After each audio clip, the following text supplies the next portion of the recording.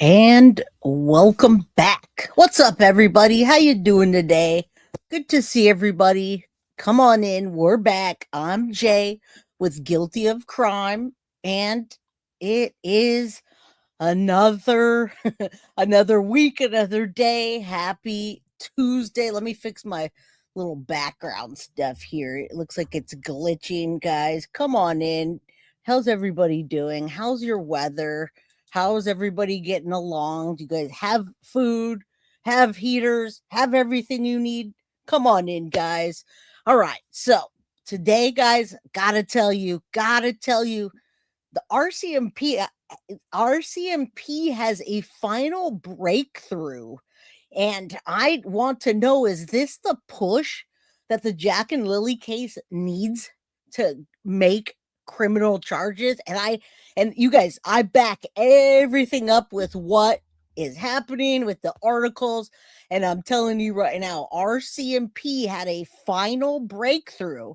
And when I found out what the final breakthrough was, it's a piece of or pieces of DNA evidence. I said, oh, damn, no wonder it's starting to get quiet. No wonder things are starting to come out redacted or unredacted. My goodness. Not only that, guys, but we're going to go through the house. I'm going to walk you through first of all, let's start with this. Justice for Jack and Lilly Sullivan. All right. They have yet to be found. It's been since May 2nd, 2025. All right, guys, before I jump into it, let me say hello to everyone and give you all the scoop. First of all, hi, guys. Good to see you, Mo. How you doing? Miss Corinne, Mama Sage, Total Avit, Holly. I love it too. Gopher. Mama Pearl's in the house. All right, now listen, guys, come on in. It's free to hit the like button, subscribe, and share with your friends and community. This case is important because it seems to be getting closer to criminal charges coming. And when we talk about the criminal charges that are coming, what do you think that is? Also, outside of what I'm presenting today, guys, if we get to the goal, I've got another video for you to go over about Malehya and the whole behind rewind Jack and Lily before, right? So I got a big show, but if we get to the goal, I'm going to go longer and go over all that with you. And I pinned my buy me a coffee up at the top. You guys, I want to get to Las Vegas. And even if I don't get driven there, even if Baby Guilty and Mrs. Guilty and Mama Pearl can't come, guys, I'm going to fly there and I'm going to be there come hell or high water. So take a look. You can support Buy Me a Coffee with $1 a month or $1 or $2 or no dollars if you have any. But I made some options there so you can support and make sure that I get to Vegas CrimeCon 2026. All right, so let's get to it. I did my spiel, hit the like button. The internet's been hating me as well, but we're here. All right, and we're going to make progress on this case. And I think you're going to learn things that you did not know about. All right, so quickly, let's say a prayer for Jack and Lily that they're brought home. All right, that their bodies are brought home, because for me at this point, I do not believe that they're no longer alive. Now, Jack and Lilly Sullivan, age 6 and 5, vanished from rural Nova Scotia on May 2nd. All right, as of January 2nd, 2026, guys, they've been missing for 270 days. Now, RCMP confirmed a final breakthrough in the case. Though they have not publicly declared it a criminal investigation, guys, court documents reveal that the allegations of domestic abuse and the children's mother, Malehya Brooks, is reportedly living apart from Daniel because of it. And lots of things and secrets that we did not know about prior to this. All right, CrimeCon 2026 is going to be May 29th through the 31st in Las Vegas. I live in California, so if I need to, I'll go down to the San Jose airport, hop at the airport, and hop to Vegas, which is probably, a $260 round trip. No big deal. Otherwise, we're packing up the RV and we're heading over there. It will be an 8-hour drive. It'll be like a 2-hour flight and an 8-hour drive. But guys, I'm going to go. I got to still get me a ticket. I'm trying to get a booth and I want to be there. And I'm just being transparent about the buy me a coffee. All right, Glory Walker, good to see you, my friend. Everybody's cold. Sunshine Lady says, thank you, Lord Jesus. I agree. And I do think that they are going to, bring criminal charges soon. Again, I want to thank you, Holly, and at the same time say, choo, choo, for y'all to jump on that. If we get that goal today, which isn't very much, you guys, I do 10 super chats or super stickers that are $2 or less. Actually, if we only did that, it's me working for putting this together, basically $20 to put the episode together, which takes me hours to put together and then to present. So just letting y'all know. Thank you, Holly. That's why I put the goal up there. Tap dancer, what's up? And Sin says you better be there, be square, because I'll be by myself driving 17 hours. Well, that's why I put that up now, so that my freaking roof bill doesn't get in the way. All right. Because out of the 30,000, I've still got another 8,000 to go. And you know what? I'm going to power through that and still go to Vegas. F all the dumb shit. All right. It is important. It's important. And I'm not here to get paid. It's just to pay for the time and the money that it takes to run this channel, which is quite a bit, man. The website alone, Synth, you can vouch for me, right? And then Ghost. Guys, please drop the Ghost link in there. We post on Ghost almost every single day, and we have no boundaries to what we can post on Ghost because it's my platform. And yeah, it costs $63 a month. All right. That being said, let's get into it. I love you guys, and I just want to be as transparent as I can. I'm also going to do a meet and greet in Vegas. So if you take a look at the Buy Me a Coffee Guilty of Crime and you see the different levels, now listen, if you're at a certain level, we're doing a meet and greet. I'm going to sign you whatever you want signed. We could do some lunch, whatever. But that's what we're going to get down with. Dale, thank you so much for the $5 super sticker. And Sunshine Lady, hey girl, I've traveled alone. I'm 46 years old. I'm probably not going to travel alone, but if I have to, I have no problem.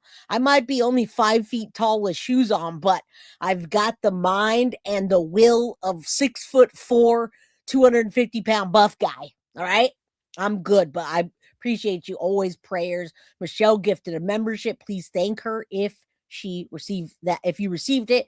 Gopher, that's way too cold, my friend. Way too cold.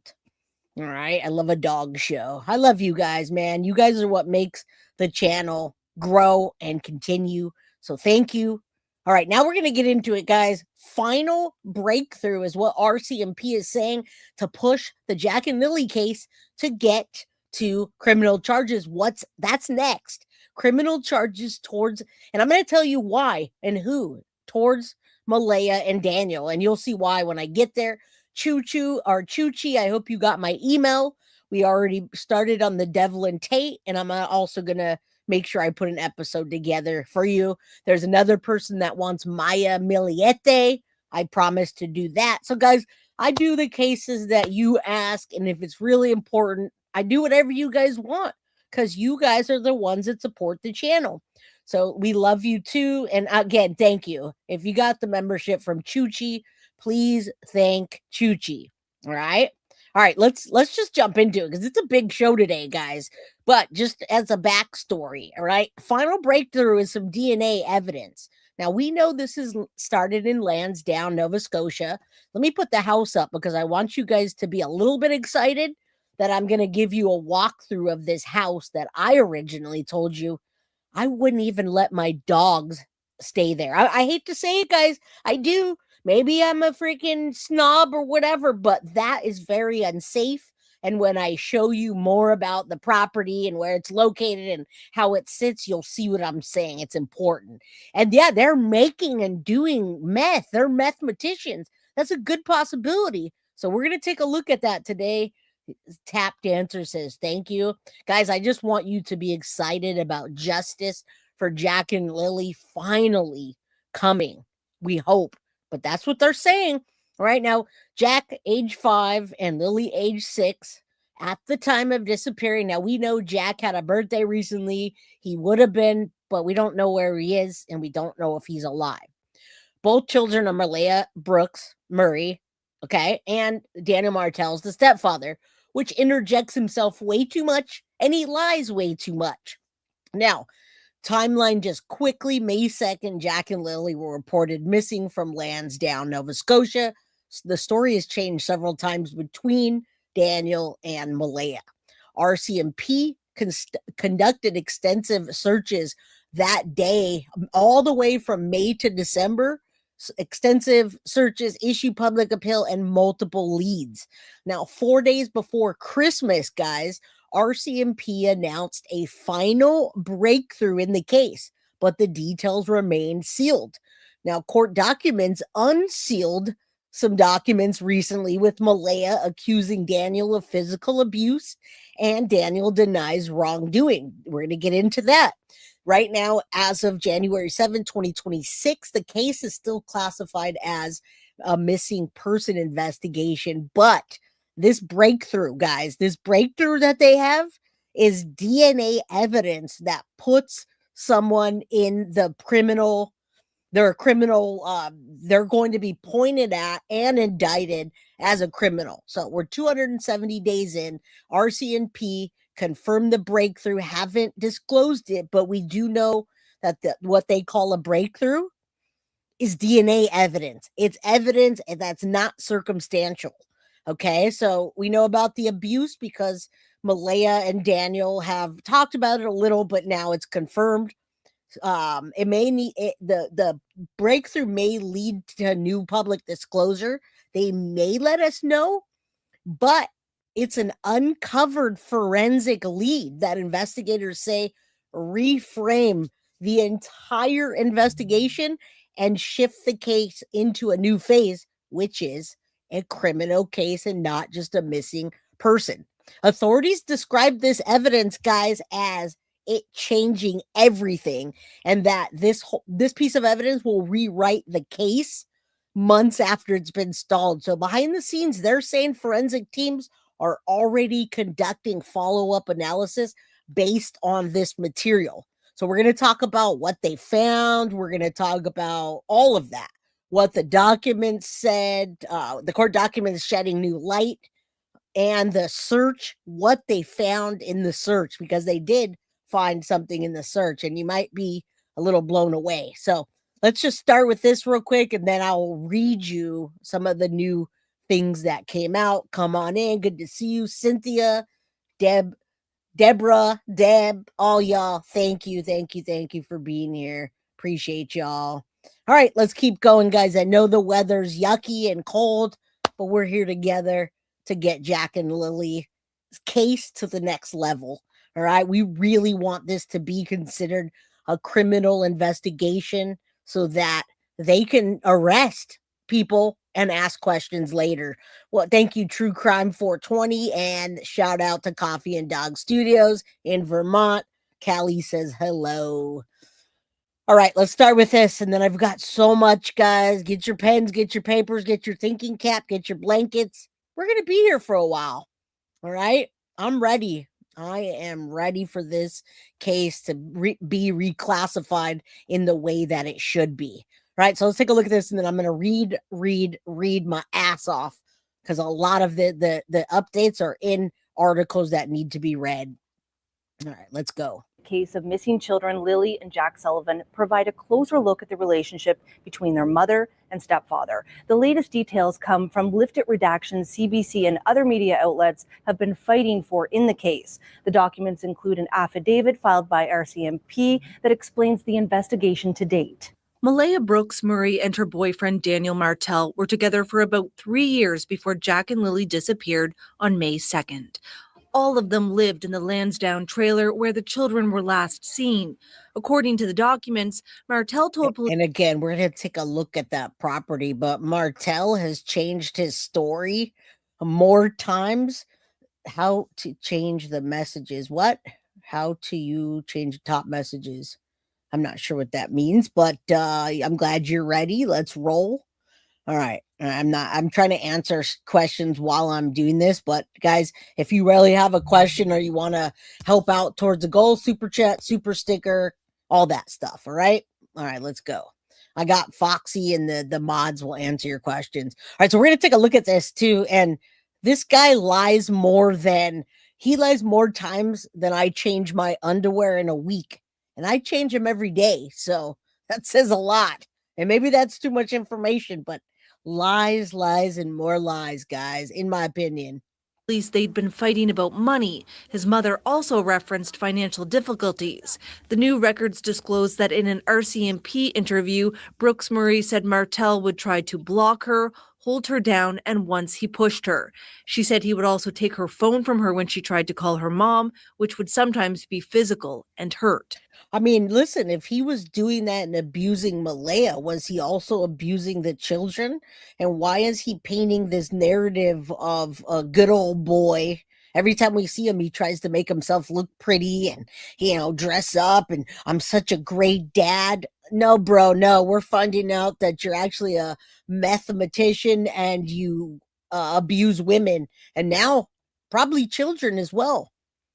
All right, let's keep going. Martell provides a different account. He told police their relationship was good and they had ups and downs like any other couple. When somebody says that and you find out otherwise, they're hiding something bigger than what we think. All right. He could have said almost anything, but with this new information, we know that he's a liar. And we already knew that. We speculated, but now we know here's the evidence that shows that he lies, and more lies. He said they would yell at each other when they were fighting, but there was no physical violence in their relationship. Yeah, RCMP Staff Sergeant Rob McCammon confirmed the nature of their relationship at the time of the children's disappearance is part of the investigation. Are any of the children's family members considered suspects in this case? I wouldn't say anybody's a suspect. Again, we continue to gather information and whatever evidence that we are able to find, and we'll make our decisions based on that. But we are not in a position to really comment on suspects or anything like that at this time. The case is still being investigated under the Missing Persons Act and has not moved to a criminal investigation. But in new submissions, the Crown noted that while there is currently no reasonable grounds to believe a crime has taken place, it could be.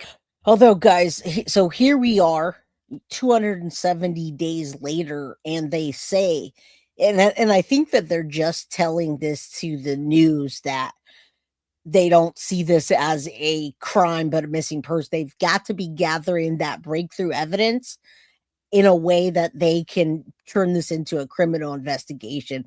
And I agree, the whole family's shady AF. All right. But there's so much more. And when money problems come into place, a lot of bad things happen. I didn't even realize that was the predicament they were in. They never said anything about any of that.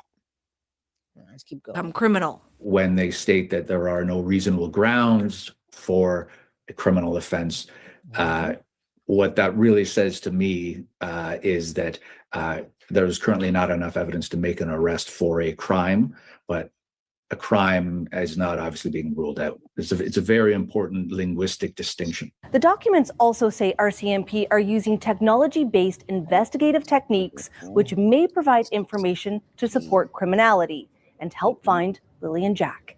Angela McIver, CBC News, Halifax. All right. Now we're going to get into, I'm going to tell you all the updates, and we got so much.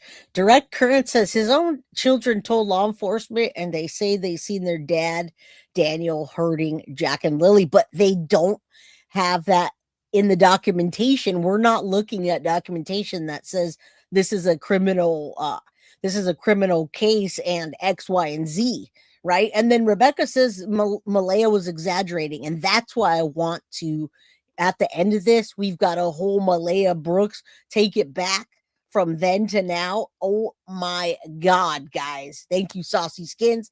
Hit that like button, subscribe, get a membership so we can get to that. All right. I'd love to do that with you. And I'd love to do it today. So let's pull this down. And let's take a look at the tensions between them and everything else. All right. So that's a big deal when tensions run high with money issues. All right. And they're saying in the documentation that issues plagued the family around the time son was 4 and daughter 6. They keep saying 4 and 5, but I think that's because maybe his birthday passed, but you see the difference. So this article came out on the 19th of January. That was 8 days ago. All right.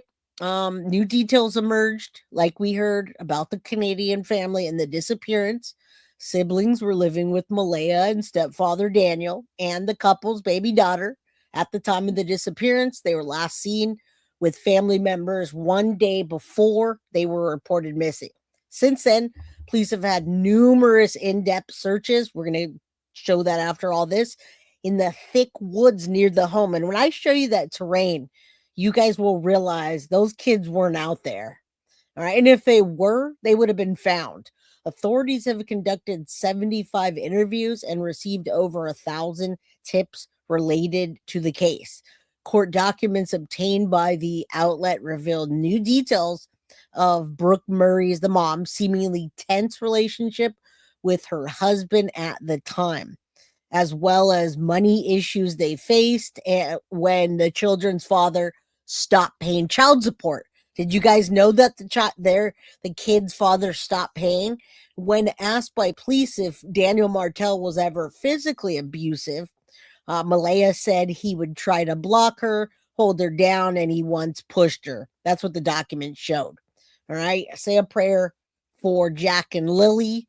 And we need to find out more about why they why they didn't tell us about a lot of this initially. I feel like we could have been doing something differently, but I guess it wasn't a criminal investigation. So there they are here looking happy. And also they've got little dots. When people have blue or green eyes and they're mathematicians, you can see it in their eyes, guys. I know, you know, many of you know, right? And again, she said he would take her phone when she tried to call her mom and sometimes be physical and hurt. During Martell's interview with the police, he explained, like we saw, they'd been fighting about money, but their relationship was still good. Now, let's get to the dad, biological father of Lily and Jack, whose name is Cody Sullivan. The siblings' biological father apparently hadn't seen the children in years, guys, but he was paying child support. Sullivan was paying child support until he lost his job 9 months before they disappeared. All right. Again, that could be another reason that Daniel and Malehya, something happened and they got rid of the kids. Tensions were high. So maybe something bad happened or they OD'd. Maybe the children got a hold. There's so many different things, but I don't believe they're alive anymore. Okay. There's a lot. And I do want to thank Foxy Amazon for that Guilty of Crime membership. Of course, Michelle. And I thanked you, Chuchi, and then Direct Current came in with a 99-cent super sticker. Thank you. Choo choo. Let's get to that goal today, guys. We got a while. All right. So listen, I didn't even realize any of that. I did not know about their father paying child support and 9 months before. According to court records, Martell told police that the couple had ups and downs. Martell said they would yell at each other when they were fighting, but there was no physical violence in their relationship. It makes me think otherwise, the fact that Malehya dipped and took the baby with her when the children went missing. Now, Staff Sergeant Rob McCammon told the outlet that the parents' relationship is being considered as part of the investigation, which is fabulous, guys. Also, they say I'm not going to comment anything about anything being a factor, but I will say that any situation like that would be considered and followed up by our people, is what the investigator said. There's these little little Jack and Lily. May they rest in peace if they're no longer with us, guys. All right. And then there they go again. I love those pictures. Now, Malehya vowed to never stop searching for Jack and Lily, and she wrote that somewhere. Someone knows something, please bring them home. But she vowed to never stop searching. But when did she actually ever start searching? Does anybody know? Does anybody know when they started? Because as far as I'm concerned, Malehya is doing the same thing as Katie Proudfoot. All right. Oh man, under your scar. Thank you. But hi, Jay. I lost my mom's dog today at 10. They live with us. Seizure. Thanks you for all your work. Well, mad prayers to you under your scars. I am, my animals are like my children, and I'm so sorry. You guys were with me. The ones that were with me. Remember when my Bichon passed away? I was devastated. I was on vacation when my Bichon passed away. We were in the RV hanging out in the summer. My dog was all happy. He took a nap. He always sleeps on top of my head. He fell off on my head, and he also had a seizure. We rushed him to the ER, and he ultimately passed away at 15 years old. So I do sympathize with you. Big hugs. Thank you. Appreciate you. And Mab, I saw you with your shades today, my guy. I like it. But I didn't get a notification. I don't know what happened. Got to get those notifications. Yes, mad prayers for you under your scars. It's hard. I know. All right, so imagine we're talking about a dog passing away or a dog missing, and we would be out there searching more than Katie Proudfoot or Malehya Brooks. I believe Daniel is interjecting himself in a duper's delight fashion, as well as trying to catch a new girlfriend, and he likes that attention. All right, that's my opinion. Now, I mean, all ties that he's had with any YouTube channels at this point, they all talk shit about him now. I remember seeing him on Clutch Them Pearls and other Dolly going around. Nobody believes him anymore, guys. Nobody. All right. Let's keep going. All right. So that's that. Statements from the neighbors who said they heard a car going back and forth. That's a big deal. All right. The car's going back and forth.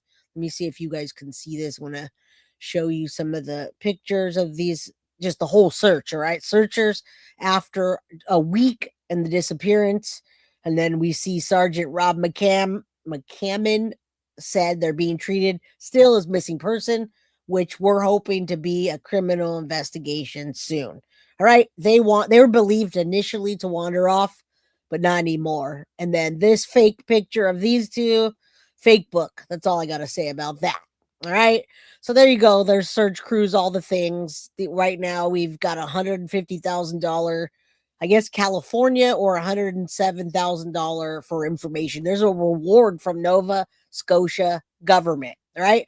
I'm not going to keep reading backwards because I'm getting to the latest and greatest information. I don't want to drag y'all backwards. All right. So court documents shed light on the relationship. This was January 15th. I'm obviously not going to read everything that I just read, but I want to go. Yo, there's something new, only me, baby. Did you hear at the beginning of this? Law enforcement, in fact, found, first of all, I'm going to show you what they found today. And secondly, yeah, there's new information. What do you mean nothing new? Did you know that RCMP had a final breakthrough that they say is going to reframe the entire investigation? And you know what that breakthrough is? It's a new forensic lead. It's a pivotal forensic lead that's connected to the disappearance of Jack and Lilly. Authorities describe it as evidence that's going to change everything and rewrite the case. So I call that new, don't you? I mean, I didn't know about that. Okay. All right, let's keep going. All right. I usually start off with all the new stuff at the beginning, but there's a lot today. So you guys, like I said, grab a pen, grab paper, because there's a lot. All right. So the new document shed light more on the disappearance. It sparked an investigation. Over the past 8 months, they brought cadaver dogs, conducted 75 interviews. Several polygraph examinations were reviewed. And by the way, according to everybody, they took a test and they passed it. But we believe they're mathematicians and maybe they could have got past that. All right. So they did the polygraphs. They've got 1,066 tips, 8,000 video files assigned to the units that they're going through. And at the time of the disappearance, we had Brooks-Murray and their stepfather, Daniel. All right. I wanted to go over this with you real quick, the court documents. So wait, is this the same one? Hold on real quick. I don't want to give you guys the same ones. Let me make sure. What document? Oh no, that's not. I'm not going to show you that one. I think we just watched that one. All right. So the court documents, as part of the case, police sought 12 search warrants in May 16 and July 16, 2025. More details of those applications for warrants are laid out in the court records obtained by CBC News and the Globe. And remember, a bunch of unredacted docs just came out. In the documents, they detail the interviews conducted by Brooks-Murray. And guys, they're incorporating that now into the investigation, which is not criminal yet. Okay, now Malehya discusses her relationship with Martell, saying she moved with him on his mother's property in Lansdowne back in August 2023. Brooks was asked if Martell was ever physically abusive. We know about that, blocking, holding down, pushing her, sometimes physical harm by taking her phone away, while Martell deems a good relationship. All right. He says it's like any other couple, but the documents say otherwise. RCMP, I'm not going to go over this again. I wouldn't say anybody's a suspect is what he's saying. Again, we continue to gather information, whatever it may be, and we'll find and make our decisions based on that. And charge of major crime and behavioral sciences. So it looks like they're moving toward changing this to a criminal act instead of a missing person, because right now they're still classifying it as that. All right. So submission also included an affidavit by RCMP noting police are leveraging technology-based investigative techniques, which may provide information to support criminality and uncover the whereabouts, guys, of the missing children. All right. That means they're looking at the GPSs, they're looking at the searches, they're doing all of that. Now, McCammon says the techniques include use sophisticated drones and video review. Michael Arntfield, a former police detective and professor at Western University, said the Crown is choosing its words carefully in its submissions, and when they state that there are no reasonable grounds for a criminal offense, what that really says to me is that there is currently not enough evidence to make an arrest for a crime, but a crime is obviously not being ruled out, says Arntfield in a recent interview. Right? It's very important linguistic distinction. Remember that, guys. All right. When you hear stuff on the news, don't just take it at face value. Take what they're saying and make your assumption of what you're thinking it is. Now, without getting too conspiracy theorists, getting into that. All right. So he said he's surprised the investigation has not turned criminal. In his experience, missing persons are generally deemed suspicious if they're not found after a week. Investigators are still sorting through, it says, of pussyfooting around whether or not foul play is involved and whether it should be strictly a criminal investigation. He says, I don't have all the facts, but I will say it is novel in terms of these type of investigations, particularly dealing with two children. All right. McCannon said investigators have gathered all the necessary information and will make the decisions on any criminality, which, guys, this is January 15th, and the last one came out on the 19th. I'm telling you right now, I absolutely believe that that an arrest, or at least the case, is going to change real soon. All right. Real soon. All right. So what was that? Court documents shed light. And then, now I know what. All right. So let me do this. I want you to see the last interview with Daniel Martell. We didn't watch that one yet, did we? We watched the hold on. No, we did not. We did not watch this with him. Hold on. Let me make sure. No, we didn't. I didn't watch this with you yet. Okay, here we go.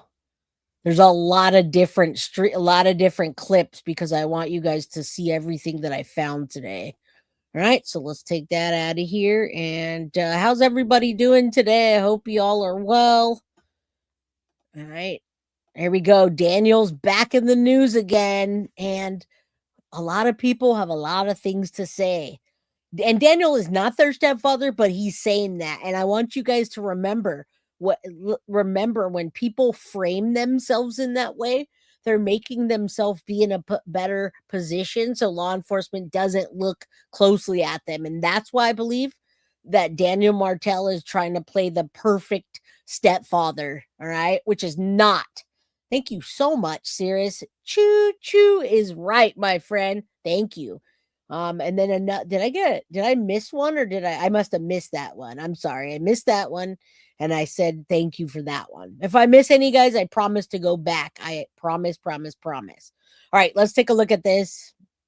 All right. Sealed court documents in Lilly and Jack Sullivan's missing persons case are raising questions about the relationship between the children's mother, Malehya Brooks-Murray, and stepfather, Daniel Martell. Filed to support search warrant applications for the case, the documents lay out Brooks-Murray's and Martell's responses to investigators' questions. When asked if Martell was ever physically abusive in their relationship, Brooks-Murray said he would, quote, try to block her, hold her down, and once pushed her. She said he would also take her phone from her when she tried to call her mom, which would sometimes be physical and hurt. Brooks-Murray declined Global News' request for comment. And of course, Daniel Martell didn't. So I just told you guys all of this, right? And what's up, Bondage Barb? Good to see you. Jennifer's here. Liz is in the house. What's up, y'all? All right, let's keep getting this going. Chantel from Canada. Chantel, the Canadian girl. They are not innocent, girl. Well, we just got started and we're only 37 minutes in. Boy, do I have a bunch more information for you. It was blowing me away while I was doing it today. I was messaging Tiff. Hey, Tiff, my girl Tiff. Hey, I need your help, man. I need your help, girl. What's up? All right, let's keep going. Malehya declined, but Daniel never misses an opportunity to get on camera. Have you ever tried to block Malehya, hold her down, or push her? No, all those allegations are false. Lie.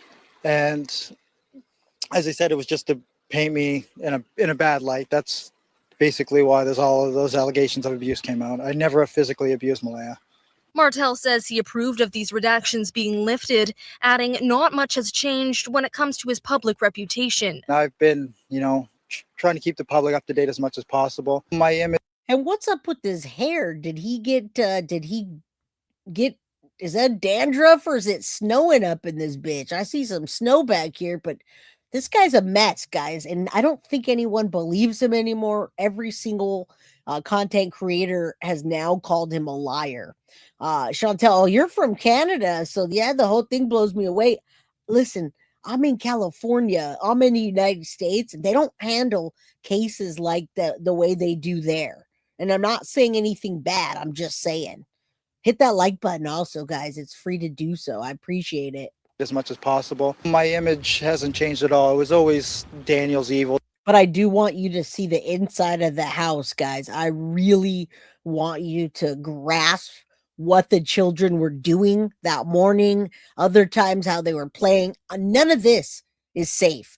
I mean, guys, I have a 2-pound Yorkie and I would not let her out here. There's so much stuff to get hurt on, right? But we're going to look. Daniel's a monster, and with that painted narrative, the public automatically will just jump to the belief of guilt. He says he provided his DNA to run forensics on Lily's blanket, which was found in the woods by family members on May 2nd. They didn't need a warrant to have my DNA, so I was willing to do it. I watched them sign on the consent form, no criminal. And again, why is he not pleading for Jack and Lily to come home? If anybody knows, he has this outreach, but instead he's defending himself. Did anybody notice that?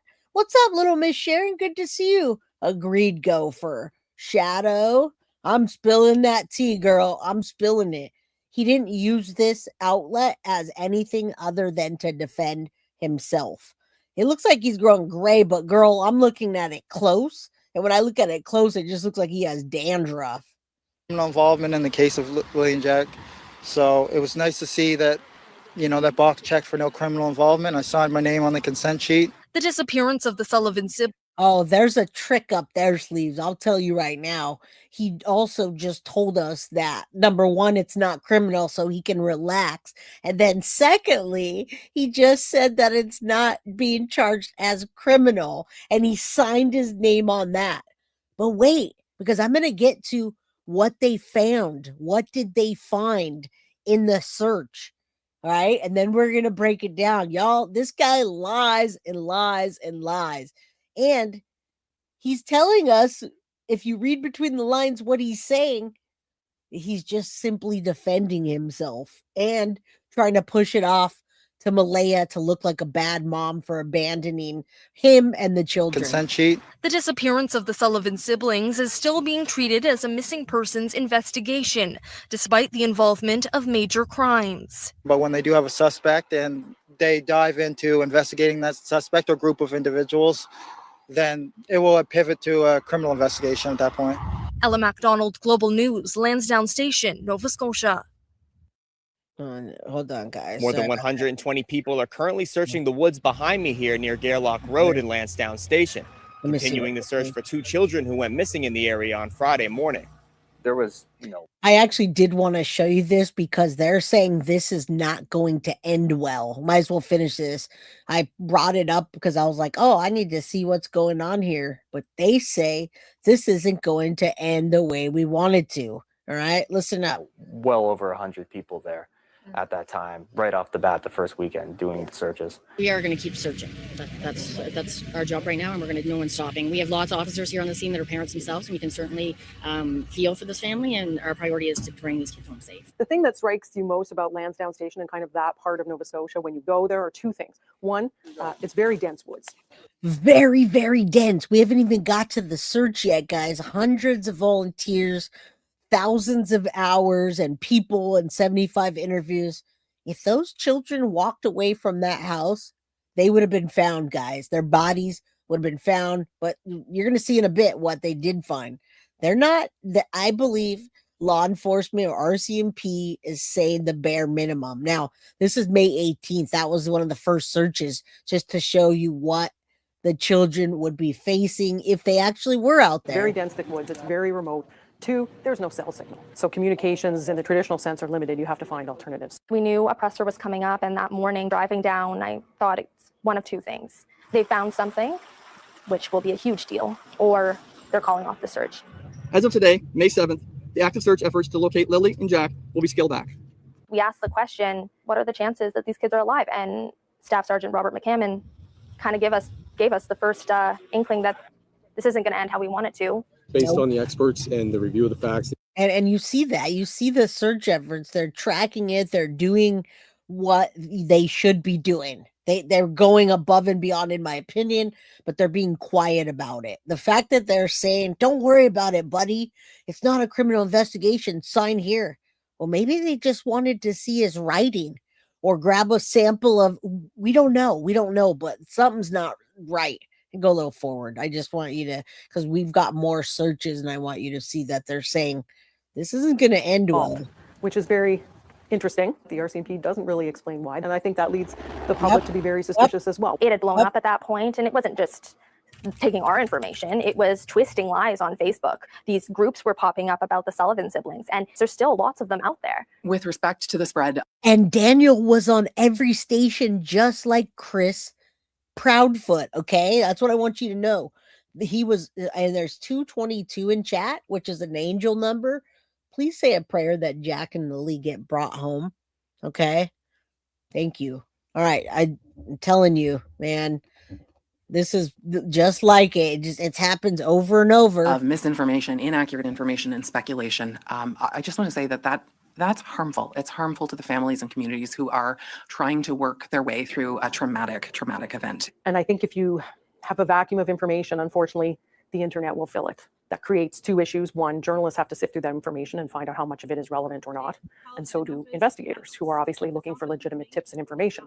I saw a community severely impacted by this disappearance. I saw people incredibly moved, even people who hadn't known them. Absolutely miserable. It's a nightmare that I wish we could just wake up from. And there's Lily and Jack's aunt, and both of the aunts, right?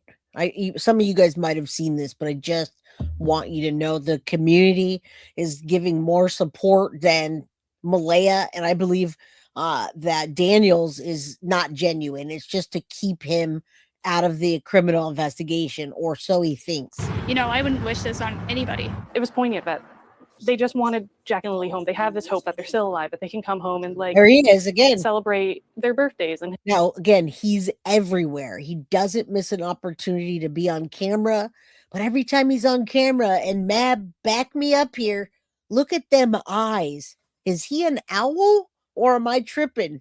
We're in the dead of night doing a vigil for these children, a celebration of their birthdays, and look at that man's eyes. Now, hey, be a mathematician all you want, but don't let your children go missing while you're doing it. Don't let your children get into those drugs. And I'm telling you, look at that. Look at that man's face. Every time I see him, yeah, it's a freaking, hey, Cal, good to see you. What is he, a barn owl, right? It's funny, Sid. Look at this, man. Unbelievable. and give them toys and love. And they had to celebrate Jack's birthday without him. It's garnered national and international attention. I never expected, in my wildest dreams, the first day going out there to cover this search for just 2 missing children, to see how it have grown into what it is now. I think I'm left with the same questions as everyone else in this case. Like, what happened to them? We know that they disappeared, but we don't know how. The assumption is that they're dead. Will we ever get answers to what happened to them? With all the new developments in the David investigation, possibly connected to the death of a 14-year-old girl found in his car, Celeste Rivas. That is not what we're doing. Let me pull this down. There's so much today, so I'm like, okay, where do I go? Okay, so check this out. I'm going to show you the property. Why are you guys laughing at me? What? The red current says Jay. When I see you guys laughing, I'm like, what did I do? Am I being funny, or did I say something crazy? Love you guys. All right, let's keep going. Hit that like button, guys. Share with your community. And I do want to thank Mab for being a freaking member for 3 months. I always thought Malehya's behavior is sus. Oh boy, Mab, stay here, because just wait. I got something special for y'all at the end of this episode. I think we're getting closer to the goal. If y'all can help with the goal, that'd be awesome. Jinx says, Jay, you're always funny. I don't know, man. I just say what's happening. You guys think that's funny? All right, so look, take a look. I'm giving you a still shot of the sliding door. And if you recall, right, you recall the children supposedly, allegedly went out of the door, and it changed several times, right? It went out the door while they were sleeping, blah, blah, blah, blah, blah, right? All the nonsense that we know now. They keep changing. And I'm looking at this Daniel thing. I didn't know if there was another. Okay, so there's a whole other document here that says missing kids from Nova Scotia. Mother accuses partner of abuse in the documents. All right. So, I mean, she's saying something without saying something. The children's family called 911. They say they wandered off despite the extensive searches, and Daniel, being out there looking, and Malehya leaving. This is where we're left. We have unsealed documents now with an interview with Malehya Brooks, all right? And she discusses it. I don't have that. I'd like to see it. And I'm wondering where they're going with it. All right, let's keep going. And I did not know about the biological father not seeing the children for years and not paying for them. So I'm wondering, did that add up? And we can't afford these children anymore. Or did they get into something? Right? Or, I mean, we know they had a lot of parties and things. There's so many things that could have happened. But the one thing that I don't believe happened, guys, was that they just walked off. All right. There's a lot of work conducted behind the scenes. This person from the Canadian Press says, I've never seen this across my career. It's rare, right? It's an anomaly that 2 children would go missing at the same time and not be found. That's the complexity of a case like this. And it's taking so long, which means us internet sleuths are going to be on there sleuthing about it, and we don't want to hurt the investigation. So, all right, that's what we're going to look at right now. We're going to check out that nasty property that didn't belong kids to be able to run around in the first place. If you look behind the house, it bothers me a lot that it goes straight out to the woods. Mab, number 5, love you, Jay, and come chat. Okay, 1 p.m. And I was looking for it earlier, man. I want to support you. So yes, 1 o'clock every day. I got you. And little Miss Sharon, thank you so much for the gifted membership. If you received one, please thank her. All right, let's get into the inside the house. If you've seen this, great. I've never seen it because simultaneously I cover lots of other cases, right? I'm going to be covering Sebastian probably tomorrow, guys. Be prepared. This is the patio door That Jack and Lily would have. that Jack and Lily came out of.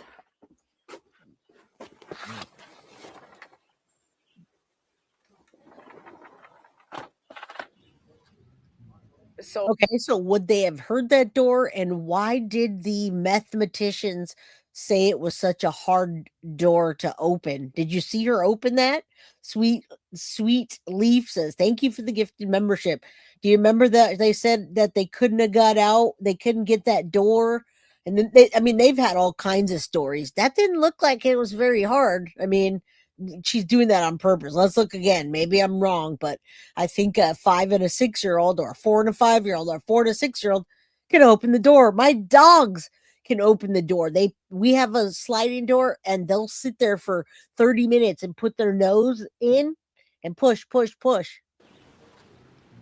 So it's the morning of May 2nd. Take me through what happened.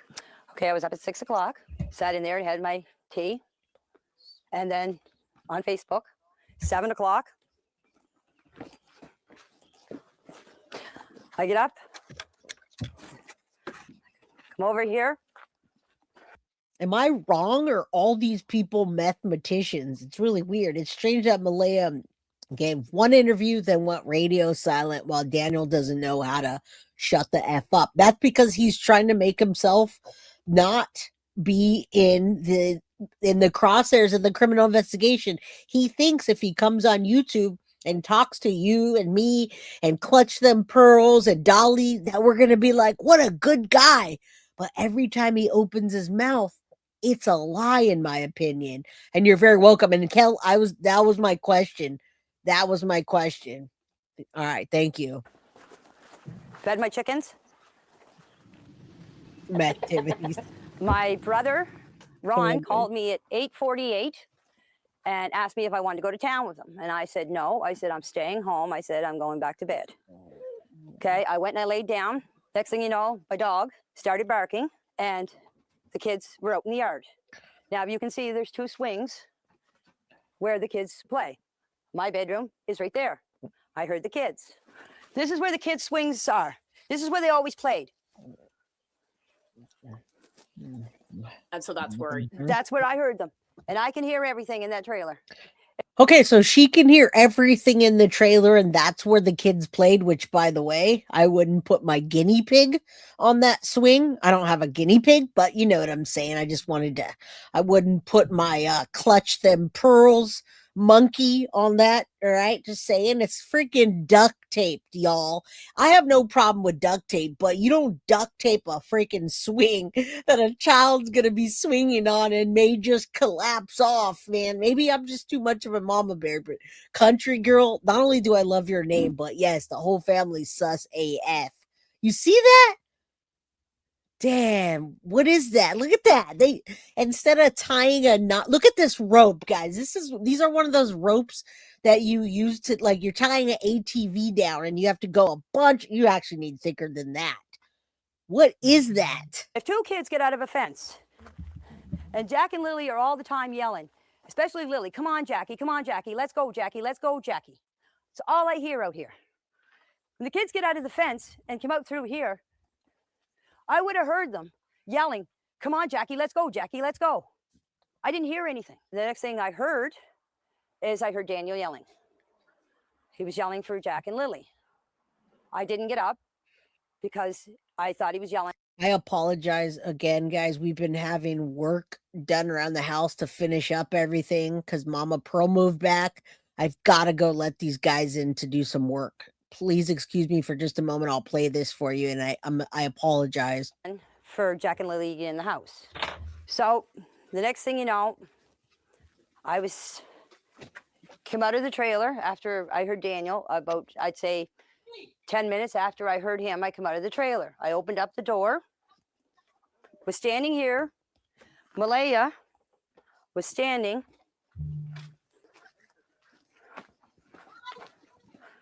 right here with Meadow on her hip. And I come out and I said, "What's up?" She said, "Jack and Lily are missing." I said, "How long?" She said, "About 20 minutes." I closed the door, got my boots on, came out here, ran up in the woods. Just right up here. The kids have a little fort that they made out of sticks and fir branches, and that's where they go. You can see them and hear them. We went for walks in the woods. I had to practically carry Jack through the woods because there was no way that he was walking through all that tree falls and bushes. Baby. I did this whole area. Look at There's an old that. road up back. Yeah. When I got up to the top of the hill, I met Daniel. And I said to him, I said, "Did you find them?" He said, "No." He said, "You coming with me?" I said, "No." I said, "I'm going to search this area." Because Are you coming with me? For number one, it sounds shady AF, guys. All right. Number two, that brush, and I got my dog on here, my Pieces. All right. If y'all want to show some love for Pieces, all right, she's got her hoodie on. She's literally got like a sweater hoodie on with a pocket. All right. Smoking. What's up? Love your channel. Keep up the good work. You too, buddy. And guys, this guy's been doing a great job of going on, getting the nerves out, and doing live streams. So if you want to drop your link in here, man, drop your link, my friend. We're good. We're all good. We support all creators on this channel. So anyway, and Pieces says, "Hello, ladies and gentlemen." Isn't she cute? Her name's Pieces because baby Guilty's name is Reese. Reese's Pieces. This is Reese's dog. We all have our own dogs. All right. We have 3 dogs. One's mine, one's baby Guilty's, and one is Mrs. Guilty's. So, Emily, good to see you. Thank you. All right, let's keep going. This is starting to remind me of the Summer Wells guys. The people in the Summer Wells case, the characters. when she told me the kids were missing, you automatically think they went into the woods. Yeah. That's your first. That was my first instinct. So I went up and I did this whole area, this whole wooded area, right up to the top of the dirt road. Came back down here, and came back down the side of the road. Came back down here and came back up the same spot. I went back. Sounds shady to me. The whole thing about Daniel Martell and what he did also seemed shady, like he was getting rid of something. And Sweet Leaf says, "Me and Pieces have the same hair." Oh, I know you guys always love seeing the puppers. All right, let's keep going. I apologize for having to get up though. Reese's Pieces, yes, that's her baby. Into the house. By the time the cops were here, I don't know exactly what time. I didn't take my phone. The cops were here. There was a bench sitting here, or a sawhorse, it's over there, was sitting here. I was sitting on it, bawling my eyes out. I was crying because I blame myself for not getting. And guys, sometimes when that shit happens, when someone says I blame myself, it's because there's underlying guilt that is more than just what's on the surface. All right. I'm sure this lady did see the children in harm's way. I'm sure she saw fights between Daniel. And remember, this is Daniel's family. What's up, Amy Lynn? Good to see you, my friend. All right. Our Buddha, Sheba, would have had Guilty of Crime shirt last year, but the previous people who handled your merch never sent my order. That's okay. Well, we only ever had one other company, and now Tiff, my girl Tiff, handles that. She'll make you anything. And I'm sorry about that. That company is long gone. All right. Wait, let me see. Diamond Ring Girl says she's claiming a look Did they call for the kids? Would the kids answer? I wouldn't think the kids would walk off. Exactly. And look at the terrain. We're about to get into another recent search and what they found, guys. Up that morning to see the kids, because if I would have got up, this would have never happened. Okay? That's why I was crying. Really? We've heard a lot about the patio door. Okay. Yeah. So I wonder what she means by that would never have happened. Do you think she knows more, or she's referring to the children wandering off? Because there's no way that if they had just wandered off, that's not the only thing that happened. They're still missing. They're either dead or somebody's kidnapped them and they're long gone. What are we talking about here, miss? let's go see that. Sure. So this is the patio. This is the patio door that Jack and Lily would have. And notice how they cleaned it up. When we first took a look at this property, there was shit all over here, all over. Now, again, hey, it's fine. You have an older house, whatever, but they cleaned it up a bit. Jack and Lily came out of. There's the door. Look at it. Did you just see the force that was used on that door? I could have done that with my pinky. And you remember Malehya and Daniel saying there's no way they could have got out? All right. In my opinion, the bro and the grandpa covered accident while Daniel. That's interesting. It's all a possibility. All right. I'm at school like the clothes were dirty. My baby's name is Reese. My little girl, she's not. Me too, Jennifer. My little girl's name is Reese, and she's not a little girl, but she is. She's 11. But anyway. All right, you guys saw that, man. That was light. You could have opened that with your pinky. I don't know why they said they couldn't get outside. Does everybody remember them saying that in the beginning? That they couldn't get out, and if they did, they would have heard it? What? How would they say that? That wasn't hard. So tell us why we've heard about the patio door. Yes. Because everybody's saying on Facebook, on YouTube, on TikTok that the patio door makes a noise. And why they didn't hear the door open. Exactly. The bedroom is back there. Okay? That far window. The there. last window is the bedroom. And so they would have. But they're the ones that said that. They're the ones that said that they would have been able to hear it. They're the ones that said they wouldn't even be able to get out of the door. They said that. So why is she saying that now? And Marge Bunn, thank you so much. She's trying to save her son, Dandruff Head. Yes, it is Dandruff Head, isn't it? And I believe that. I believe she would do anything to save her son, like most people. And yes, they look like freaking junkyards. I agree. The only thing they cleaned was the sliding door runner. Well, on the porch, there was more junk, Joseph, in the beginning. But yeah, it all looks pretty like unsafe.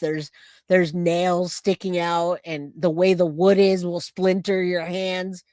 Just for kids, it's not safe. Come out this door. They would have come out this that door. morning. Yes. And then they went and played on the swing set. Yes. And that's when you heard them. That's when I heard them. Right here in this area here. I plan on putting a pool up this year for the kids. You need level ground for a pool. That's what I was doing. I was leveling out the ground to set up a pool. And this is the Thursday. This is Thursday. Right. Friday, all the investigator search and rescue and everything. Right around here was where they found the only footprint. This is where the boot. This is where I was breaking that night. That's where the boot print was found. In the mud where I was breaking. Guys, do you guys think she's a mathematician too? Because she's awfully. I'm out there digging up and I do this and I would have been dead. I mean, that's what I hear from her, guys. I hear excuses for Daniel and I hear her doing $1.50, if y'all know what I mean. All right. We used to call it doing $1.50 back in the days because she's going 150 miles an hour. Now, I hear some anger, but I also hear, I did this, and I'm going to dig holes, and I'm going to freaking build a, like, what? I even got my mom laughing. That's funny. Yeah, and then she goes into, there's one boot print. Is it a one-legged person hopping around? What is that? She's a spaz, man. Wouldn't surprise. I'm telling you, I think that they're making mathematicians out there. Well, why haven't they dug up the area? Why are you doing that? Get me. All right, let's go. I got you guys laughing. Break the monotony of these damn hard cases where children are missing and their lives are taken. All right, let's keep going. My I thought goodness. there was two boot prints. There was found. supposed to be a footprint found way up on the pipeline. There were some on the pipeline, but wait, why? What do you mean? There's not two boot prints? Is it like the coming to America? Okay, hop on one foot and go, ooh, ooh, ooh, ooh, ooh. Did someone hop on one foot and then they took the other boot? She doesn't even know what she's talking about. I think she's making it worse. What? Malehya sent me the picture of it. That's all I know. There was a footprint found. Okay. But Oh, I'm yeah? telling you, the footprint was here. The only one that they can confirm that was Lilly and Jack's was right here. So it was child size. Yes, a man, one of the investigators came in here and was measuring it all. I'm not here to lie. The reason why I wanted you guys to come here and do the interview here is to show you exactly where everything took place. I don't know, man. And to show people that this is what happened. Show people this is what happened. You ain't showing us shit, lady. You're showing us the opposite of that. That's what you're showing us. Who knows? All the stuff that people, all the rumors and accusations about us murdering the kids and burying them on the property. This place has been searched thoroughly. The well has been checked. Listen, lady, they're not buried on your property. Those children were taken elsewhere and buried. We know that, but thank you. Tank. All the barns were searched. My RV was searched 3 times. The trailer was searched. This whole place was searched. If they want to come back and search again, they're more than welcome. You've talked about drones flying over your property. You've talked about cars driving down the road and slowing down. What's that been like? I'm scared to go out sometimes in my own property. I mostly stay around back here. And if I do go out front for anything, I usually have my head down because I don't want people to see who I am. But I also peek through my shades at night to see where everybody is. All right, back to it. That is me myself. It's not because I'm hiding from anybody. I don't like to be on camera. I don't like my picture taken. Yes. I'm just a quiet person that just wants to be left alone, and I mind my own business. I'm just a hermit. Do you feel as if the finger has been pointed towards you and Daniel? Yes, I do. Because I live on the property. Come on. Do you think your son had anything to do with the disappearance? Does anyone think that she's going to say, yeah, her son had to do with it when we just heard her? She doesn't know what happened, but what didn't happen was her son didn't do it. Appearance of Jack and Lilly. No, I don't believe Daniel had anything to do with the disappearance of Jack and Lilly. Our heart don't lie, and my heart is telling me that my kid did not have nothing to do with this, and I had nothing to do with this. Oh my God, those pupils give it away. If I ever thought anything else, the math ain't mathin' and the meth ain't methin'. You're absolutely right. Right? She is hurting, not the kids. Right. But I mean, damn, she's not doing justice for this case, guys. She is not. This is hurting. They're going to use this as evidence. Mama Sage, what's up? Thank you so much for the $1.99 super sticker. She looks crazy. What's up, Country Bumpkin? You know I love your name every time. And also thank you, Marge, for the double super chats. And Mama Sage, I appreciate you so very much. Let's get to that goal. She's orangey. We haven't even got to what they found yet. We're about to get into what they found in the last search. Oh, if something bad happens, you get like your heart drops. Mine hasn't dropped. Deep down in my heart, I do believe Jack and Lilly are alive. It's not because of what people are saying. Oh, really? It's my heart tells me that they are alive.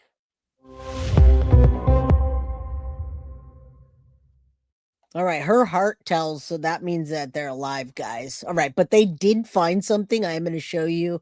Let me remove this. I'm going to show you something that they found in the last search, and then I'm going to show you with deception detective style, and then that'll bring us to Malehya. All right, so let me what the searchers are saying. We're not going to listen to the whole thing because we're doing that with deception detective. So in the beginning, they're telling us about the actual search, why they're saying it's a strange case. We're not going to listen to that. Him driving there, telling us the difficulties if the children were to run, how difficult it would really be, and then the items that are located. And then we're going to bring deception detective to break it down. All right, let's hit play. This is a rickety road we're going to be going down to reach them, though. Likely going to be picking up 2 of them to come back to vehicles so that they can come and the rest of them can get picked up. I'm good. Anyone want out of this? Good. Okay. Thank you. So just continue on then. So you guys are going to go to the pipeline, or sorry, it is the pipeline trail, and then walk on the opposite side of the woods. It's a pretty thick trail. And then I guess just follow along the water. Do you guys think, like, see what time you're at when you get to the water though? Because you'll see you're still, yeah, I got you. You're got a ways up here to go and down there. So, and I want to start really getting people out. Okay, so these people have got their gear on, their beanies, their tools, you think the children wandered that far? And I agree. I got to get Mama Pearl in green. Mom, we got to get you being a crime crew member. Now that you're back here with us in San Jose, let's get you that soon, because Chris and Cool actually wanted to pay for you to have a membership. And I told her, I told her that we couldn't hand them out, but I need to help you. By tomorrow, we'll get that situated. People aren't liking that you're not in green. I can see her peeking through the shades. You know what you said? Shades, know what you said that? Hold on, I'm not sure. Hold on. Let's do this real quick. By 4. Yeah, what time is it now? 2. Yeah, 2 hours. This by far has been the most difficult to manage during the search, because you're having to check in with each team every 30 minutes and things come up. You have to go and talk to property owners who are upset that we're there. I will have you charged for Do it. This has been by far one of the more difficult ones to manage from a safety perspective.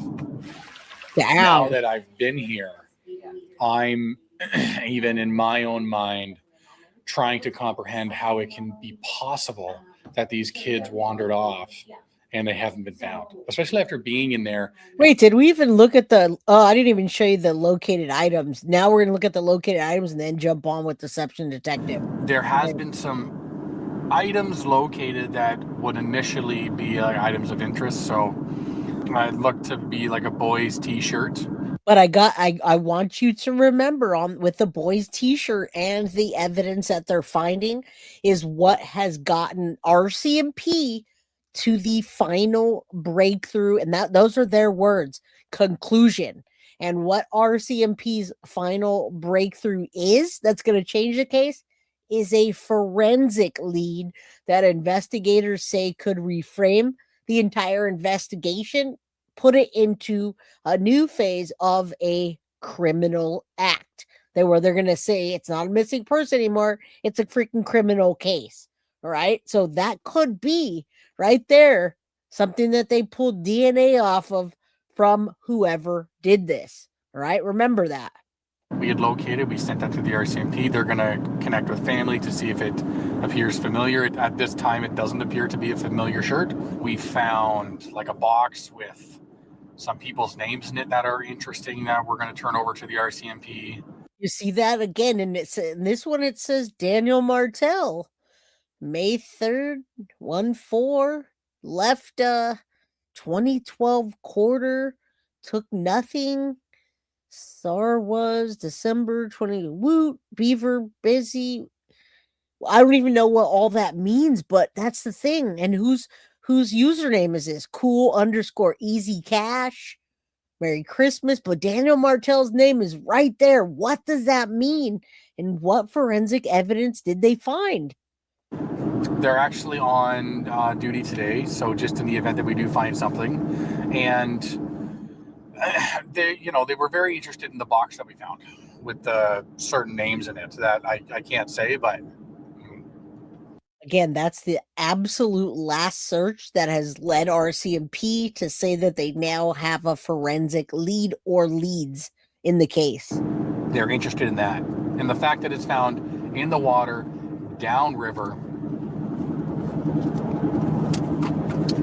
and yeah, it's just strange. It's strange.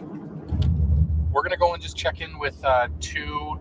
We're not going to check in with the teams. We're going to see what Deception Detective says about what they found. And, I always love having him roll by and using his stuff. Fantastic. All right. we found what? Deception Detective is going to give you guys more insight into this. Like a box with some people's names in it that are interesting that we're going to turn over to the RCMP. They're actually on duty today, so just in the event that we do find something. And they were very interested in the box that we found with the certain names in it that I can't say, but they're interested in that.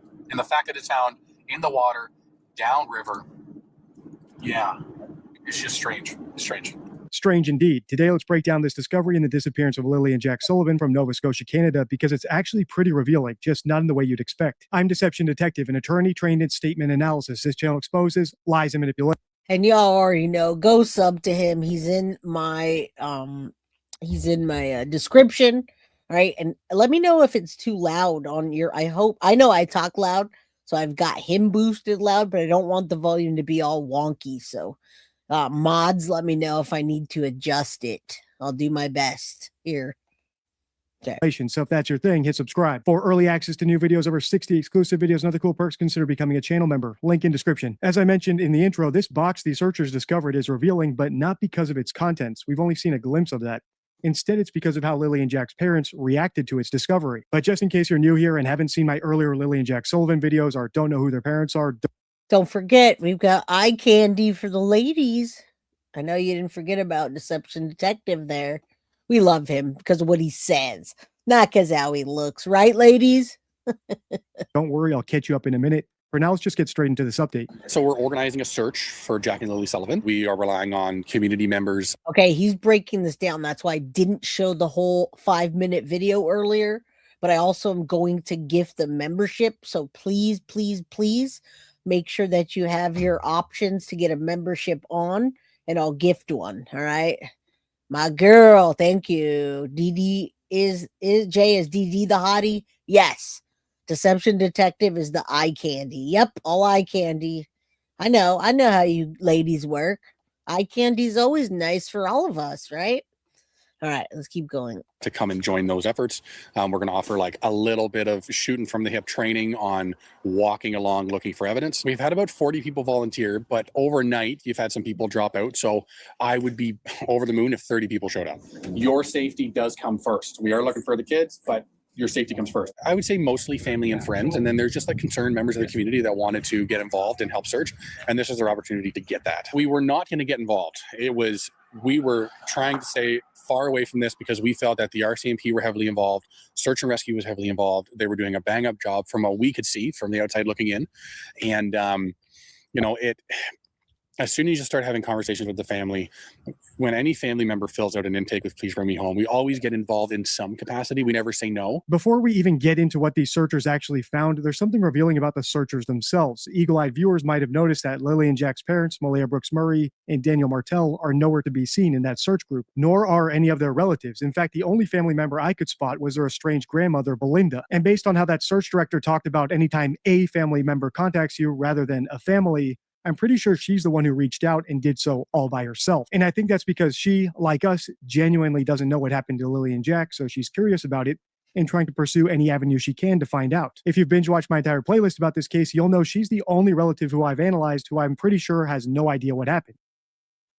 And I'm going to have to agree here. Large Marge! Tell him Marge sent ya! Lacey, what's up? You got a membership? I'm glad you did. Wild Wolf, rest in peace. Samini, forever 15. He was 18. Oh, what did I miss? All right, let me take a look back at chat in a minute. Don't forget, guys, hit that like button. We've got quite a few people in here, which is nice. It's nice to see people watching true crime instead of on the trauma channels, because we want to bring attention, especially to this case, Jack and Lilly. It's been 270 days and not a lot of coverage anymore. I'll link that video below so you can watch it later. All right, pay close attention to this next part. This, by far, has been the most difficult to manage during the search because you're having to check in with each team every 30 minutes and things come up. You have to go and talk to property owners who are upset that we're there. I will have you charged for trespassing. Do it. This has been by far one of the more difficult ones to manage from a safety perspective. Now that I've been here, And you got to remember, in an area like that where, yes, no drama here. It's all about justice for the victims and talking amongst each other in a respectful way. Large Marge, tell them Large Marge sent ya. All right. Let's go. I'm even in my own mind trying to comprehend how it can be possible that these kids wandered off and they haven't been found, especially after being in there and seeing all the flagging tape and hearing from all the property owners that we spoke with what the searching has been done. I'm having a really hard. And you have to be careful in areas like that because people do run their own. They're basically their own law enforcement. Law enforcement is small in towns or places like that. Even out in California, if you go into a certain town and people don't know you, they'll go out there and sit out there with their guns on the porch, like, hey, do something. Or you go walk into an area that it's like they govern their own area. And especially when you got mathematicians and you know that there's probably areas where they're making it, they do not want you there. They don't care who you are or what you're doing. They're just going to shoot and ask questions later. That's just how it works. So it is scary for searchers to maybe run into something or someone that doesn't want them looking around, right? Because we don't know. We don't know if it was Daniel Malehya. We don't know if it was one of the neighbors that crossed over, saw the kid. I mean, we really don't know. Hard time fathoming that probability now that I've seen it for myself. And what makes you say that? Many things, but I think most importantly it is the amount of effort that search and rescue has put forward to try and find these kids and how quick they were able to start that process. I just find it more unlikely by the minute today that they had wandered. I'm not saying it's not possible. It's just I after seeing it, I can't understand how they wouldn't have been found that first day. Sadly, what he's saying here is true, and one of the reasons I think there was certainly foul play in this case, as well as so many of the other cases we've analyzed on the channel where a kid disappears without a trace. The faster the search happens, the more expansive it is, and the more intensive it is, the more suspicious it is when no evidence is found. Here's how I put it in a video in another series on my channel. This is about Gus Lamont. He vanished without a trace under suspicious circumstances in the Australian outback rather than the Nova Scotia. Oh my God, I've wanted to cover that case, but so many things have trumped it, and it's clear that Gus isn't coming back and somebody close did it, but that's for another day. They said they passed the lie detector test, Sweet Leaf. Absolutely. When I say they, Daniel and Malehya, but you got to remember mathematicians and people that maybe take whatever Xanax, it's not accurate if you're on something. Okay. And it's hard to get accuracy if somebody's doing something. You can't, like putting someone in a chair that's drunk. I don't know how well that's going to go, but we didn't see official word. They just told us. What's up, twin mommy boys? Good to see you, Melissa. All right. Wilderness. Keith Noble has lived in the area all his life and knows the missing boy's family. Well, that's something that's got me beat how a little 4-year-old could get too far away from the place before they found traces of him. Has got me beat. It's a huge area, and yet no evidence has been found, even though there's been a very detailed and lengthy search by police and other experts to try and locate Gus. So this is a particularly unusual case that they've searched for so long, and yet nothing has been discovered. And guys, this also reminds me, I don't know if you've seen the Gus Lamont case at all. Deception Detective is comparing this to Jack and Lily. Searchers tried to go on the property where Gus Lamont's grandma, whatever, I think it's the grandma was is a transgender. It gets complicated in the Gus Lamont case. And she does not want them on the property. She comes out with her shotgun and says, "Get off my property." Again, that sounds like Chris and Katie Proudfoot that we listened to those interviews, a month ago, where they were threatening the private eye to get off their damn effing property. All right. Remember that. When you don't want someone around and you don't look and you don't want them to look, there's a reason to indicate where Gus may be.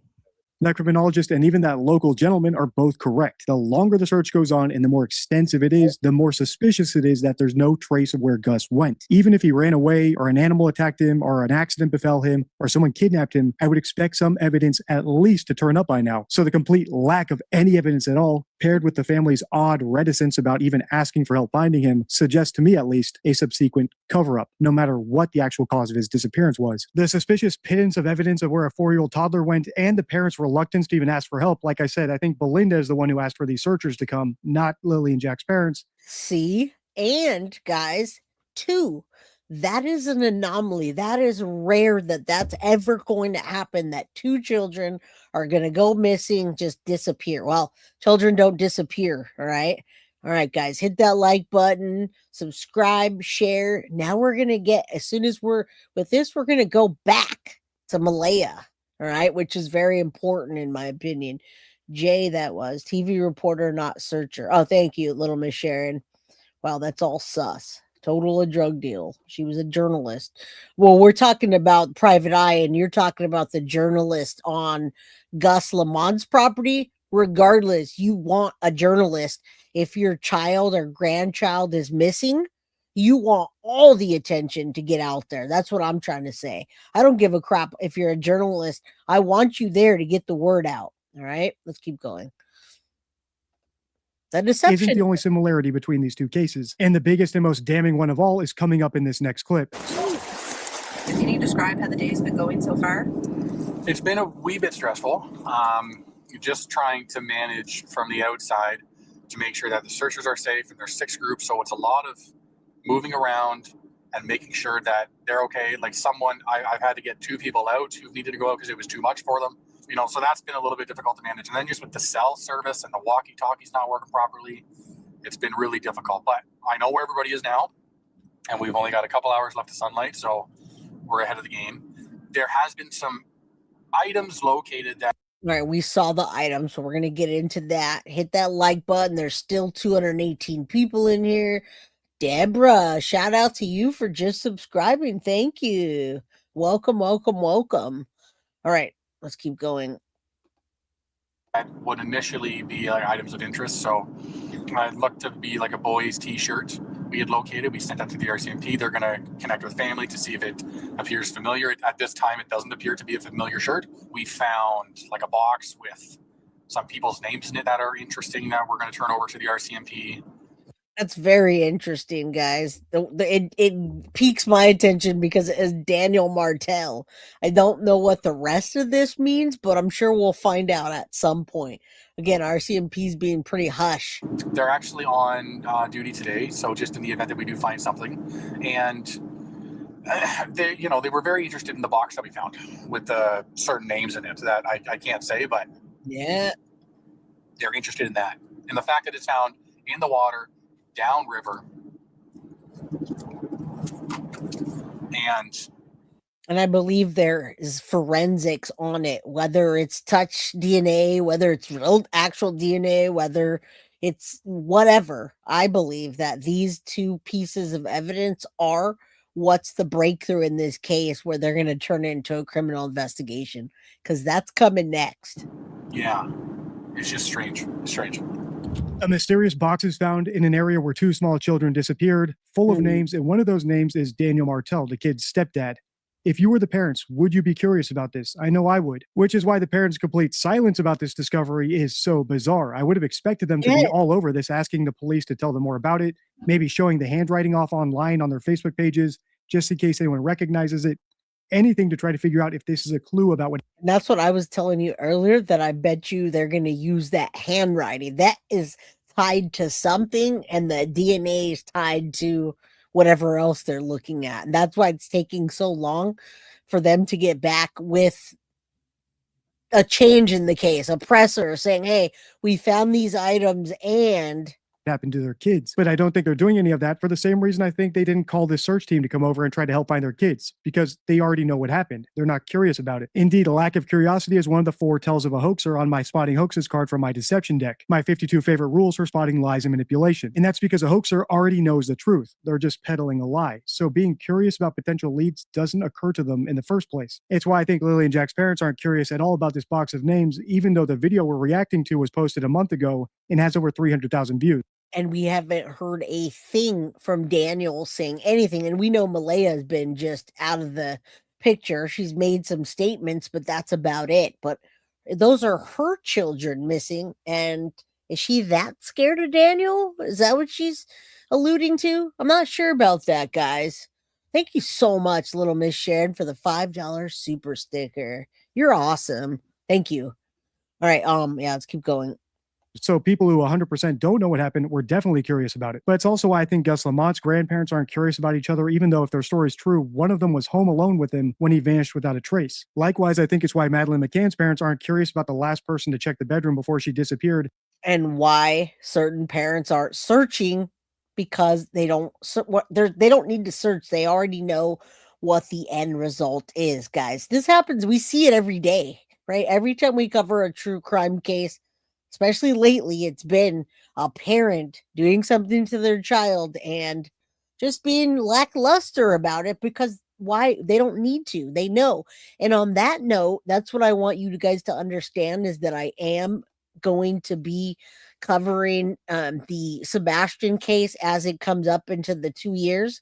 I did not realize that Chris and Katie's interview, that weird creepy hand video where they said they didn't want to go show their faces because too much emotion, that was not their first video.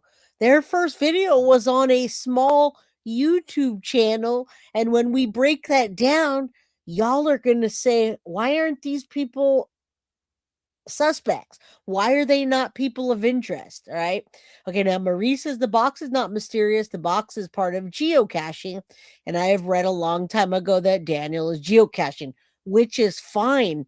That's perfectly fine, Marie. But it's not about the mysterious box. It's about the evidence that they're using from the box, where RCMP is calling it a breakthrough with DNA and forensics. Now, guys, there is, and that's fine. Yes, that's a sign sheet for geocache. Something about the geocache sheet has something of interest to RCMP.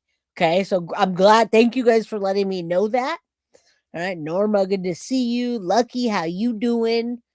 Missy, you know that I've got a whole playlist. I think I've done like 20 videos on this case, and I put it in the description.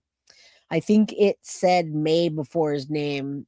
Possibly. Yeah, I did say some things that I was like, but it's the forensic aspect that I'm interested in hearing about. I don't care that he was geocaching. That could just mean, wow, he knows the area even better. And when he's out there, maybe he found a perfect spot to get rid of evidence. Who knows? Even though that would be the most obvious suspect if your kid vanished. And to a slightly different degree, I think it's why John Ramsey, John Benet's father, defends putting her in pageant shows in one breath, yet says he thinks her killer is a deranged pedophile in the other. He's not worried that perhaps the killer discovered her through those shows. He regrets it not at all. I could go on and on with all the parents who I think are hoaxers, like Summer Wells, William Turrell, Sebastian Rogers. You can find my analysis of all those cases under the podcast tab and the playlist tab on my YouTube channel. Check the end card for my Lilly and Jack and Gus Lamont playlists. If you want me to continue this series, let me know by liking, commenting, and sharing. Until next time, stay true.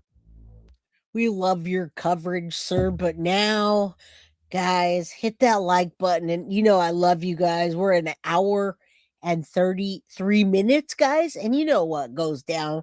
We've been going later lately. And we are. Thank you, guys. Like, subscribe, share. Now we're going to get to the backstory of it. We're going to focus on Malehya. And we want to thank, it's inside of the...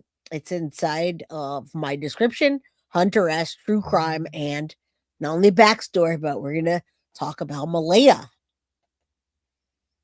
We're starting off with backstory. I'm going to start doing videos. Maybe you would like to know more about me. Well, I'm part Native, not Indian, but kind of ish. Native is like Mi'kmaq. Other things, my eyes are gray. Yeah, pretty amazing, huh? Gray eyes. And also, one last thing, I love listening to music. And that's basically it. And guys, in another episode, I did find her YouTube channel and I played the channel so you can see the difference between how her personality progresses.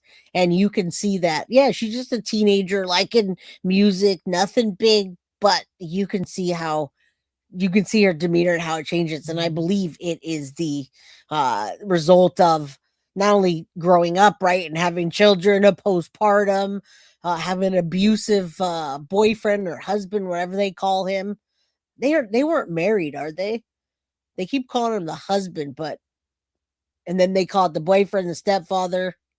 So, I hope you guys are like having a great day. Bye. 7 years later, Lilly was born to Malehya and her boyfriend, Cody. Lilly is. Now, that's the biological father. There's 222. The biological father was the one that hadn't seen them for years and stopped paying child support, which in turn made them struggle with money financially. And not only did they struggle, they were fighting over it. She was my little dream girl, that's the first granddaughter. And I love that she had brown hair and she had a space between her teeth, which I had when I was a kid. So yeah, she was our little princess. And again, she is talking about her in the past tense. We don't know that they're not alive anymore. Nobody knows that, do they? Weird. 17 months later. Jack was such a sober, serious little baby that he didn't like to smile. You could tickle him and he would look at you ever so serious, like he was really studying you. So sweet, man. I thought they were the picture perfect family. She told me that she wasn't happy and she thinks she's going to leave. And I told her that we supported whatever she decides. So there's the first one. She leaves the biological father, Cody, around 2021. All right. One good parent is way better than two broken ones. My son has been living here for 11 months now, and he does not have a criminal record whatsoever, and he has had nothing to do with the children for 3 years. Him and Malehya were together for 3.5 years. It just passed. Their relationship went downhill really fast after Jack was born.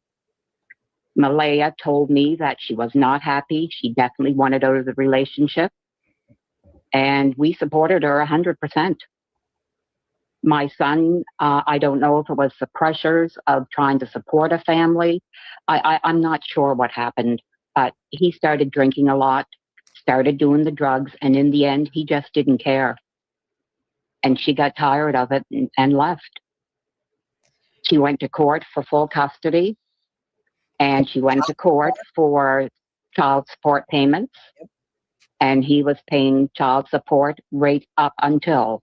But guys, I can't believe that it's one without the other. Like, I can't believe Daniel Martell is the one that did this to the children, but not Malehya, because Malehya left so quickly and she said so little that I believe that it's a situation where whether or not he did it or she did, they're both in on it now. They both know. All right. Lisa Boo always says 184 sitting in the corner because I'm late. That's okay. Yes. Yes, it's her mom speaking. This is a compilation of Jack and Lilly Sullivan's mom and starting from the backstory till now. 11 months ago now, when he lost his job, lost his apartment, and lost his vehicle, and that's why he's home. Now that we have that out of the way, does it suck? Yes, it does. I make no excuses for. Welcome to Jade from the future. You're from Australia, which it's already tomorrow. Kathleen, good to see you. Thank you. Yes, this is all a compilation and it's recent. Yes, this is everything that happened, and when you watch the timeline, then you'll see. So it wasn't recent a couple minutes ago because we went back to 2021. But yes. But he is my son, and I love him with all my heart. I looked at the fact that when her and my son separated, I think my son walked away. He chose to walk away, that she wanted sole custody of the kids. So she petitioned the courts for sole custody, and when she did that, he said he was done. Malehya, she was a sweetheart. Hi guys, it's Malehya.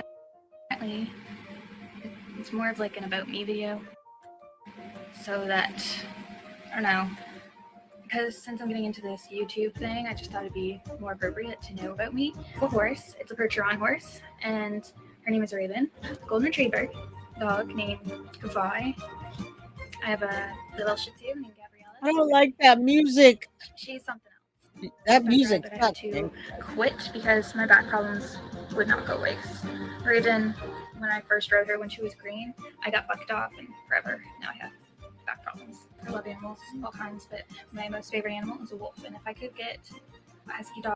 Basically, the reason this compilation and the backstory is so you understand what happens. And I also want you to understand how she changes. So when you look at her demeanor here and how she looks at the camera, how she talks, the way she, just her whole being is, it's so much different from then until now. And I'm not saying people don't grow up, but I'm just saying that I feel like a huge contributor is the mathematician stuff. All right. This lady is Jack and Lily's grandma, the dad's mother. Oh, the one that was just talking. Is that what you're saying? Because there's a lot going on in these videos. All right, let's keep going. They resemble wolves. I would now to dance when I'm really hyper. I can get really, really hyper, and I'm just like, woo. My last thing about me, I'm a Canadian. Yeah. Woo. We love Canadians. Anytime we wanted to see the kids, she'd come by for a visit. She'd bring them by all the time. It was actually really, really good. When she broke up with Cody and was back at her mom's, it was about 6 to 7 months when she told me she's going to start dating again. And I told her I thought it was a wonderful idea. And she had met somebody. She posted pictures of them. They were together only for a couple of months. And she told me that it didn't work out, that she just found him a little overbearing and she wasn't happy with the way he was around the kids. So that ended. And it was only about possibly a month, maybe a month and a half, when she stated she met Dan. She called him Darren at first. Okay, again, this is the backstory of Malehya and the children and the biological father, and then meeting Daniel. But pay attention closely to her demeanor, her looks, how it changes. I don't know how abusive he was, or if the fights was a contributing factor of them having extracurricular activities. All right, let's go. Yeah. What struck me about Belinda is that she understood and described a change in Malehya that she noticed over the last few years. Yep. I thought her gift was being a mom. That I really thought that was her God-given gift. Oh, look at how beautiful they are. She seemed to just breeze through it. She was actually everything a grandmother could want for a mom. Really? Okay. She was an excellent mom. And it's like the light in her eyes are gone by the end of this, right? She's still got a little bit of a glow. She's cares about what she looks like, etc. Excellent mom. She didn't raise her voice. She had more patience than I had as a mom. Wow. What happened? So Where are Jack and Lily? what do you think happened? Things. That's what I'm asking. What do you think happened? What happened? Where are Jack and Lily? And why are they still sticking to the same story, but yet Daniel keeps changing the narrative a little bit, and every time he gets a chance, he talks trash about her? Is that because she left him high and dry and didn't want anything to do with him and his fragile ego, or what? All right, what do you think happened? Let's go. Started to change when she met Daniel. There you go, guys. She had told us about meeting him, and that she did believe it was going somewhere. So I was happy for her. Mm-hmm. And I told her, well, as long as he makes her happy, because kids are happy if mom's happy. Yeah. And we kept in communication that the kids' birthdays and Christmas, that she was staying with her grandmother at that time in Truro. Yeah. So we would go there to drop off the kids. His eyes look hollow there. I hate to say it. She's still got a little bit of hope, a little bit of glimmer. The children are beautiful, but I don't see it. His eyes look dark. Birthday gifts or Christmas gifts and visit with them. Then we noticed that it started to change a bit. And what kind of change did you notice in her? She started to get distance. That the last visit Now, guys, distance can mean a couple of things. It can mean many things. Mab, I'll put that up. Wore her down over time. And either abuse would wear her down over time and or their mathematician activities or both. All right. So pay attention to that. What's up, Lynn from Vermont, Coffee and Dog? Jay, I appreciate that you always seem to enjoy the show. I hate it when the host seems to want to leave, but you leave talking about the next show. Well, thank you. I appreciate that. I'm excited. I'm always excited. I wake up like this, and a lot of people think it's annoying because I wake up in the morning and I'm all, hey guys, good morning. What's up? So thank you. I appreciate that. Synth, thank you so much for the Guilty of Crime membership. If somebody received that, please say thank you. I'm so confused because it seems that RCMP aren't doing anything. Now, Ava, they absolutely are doing something behind the scenes, and right now is pivotal because RCMP left us hanging a couple of weeks back by saying that there's a final breakthrough that will change the case and turn it upside down and turn it from a missing persons case to a criminal investigation. And what the final breakthrough that they claim is a forensic lead. All right. So I believe that they are working behind the scenes to get it figured out whose DNA or whose whatever it is. It takes time to come back. All right. And RCMP announced that a pivotal forensic lead connected to the disappearance is in their hands. They described it as changing everything and rewriting the case for months or after months of being installed. And the forensic teams are already conducting follow-up analysis based on the new material that they found. And why it matters is you're right. The case has been stuck for months with limited physical evidence and heavily redacted court files. I had the court files. I was going to read them to you, but they were so redacted, there was no point. Now, listen, guys, this is the first major investigative shift since the release of the court documents revealing the abuse allegations and the children's stepfather, Daniel Martell, which he again denies. Now, RCMP has not publicly disclosed the nature of the forensic evidence, but the language used suggests that it's concrete, it's physical, and it's potentially case defining.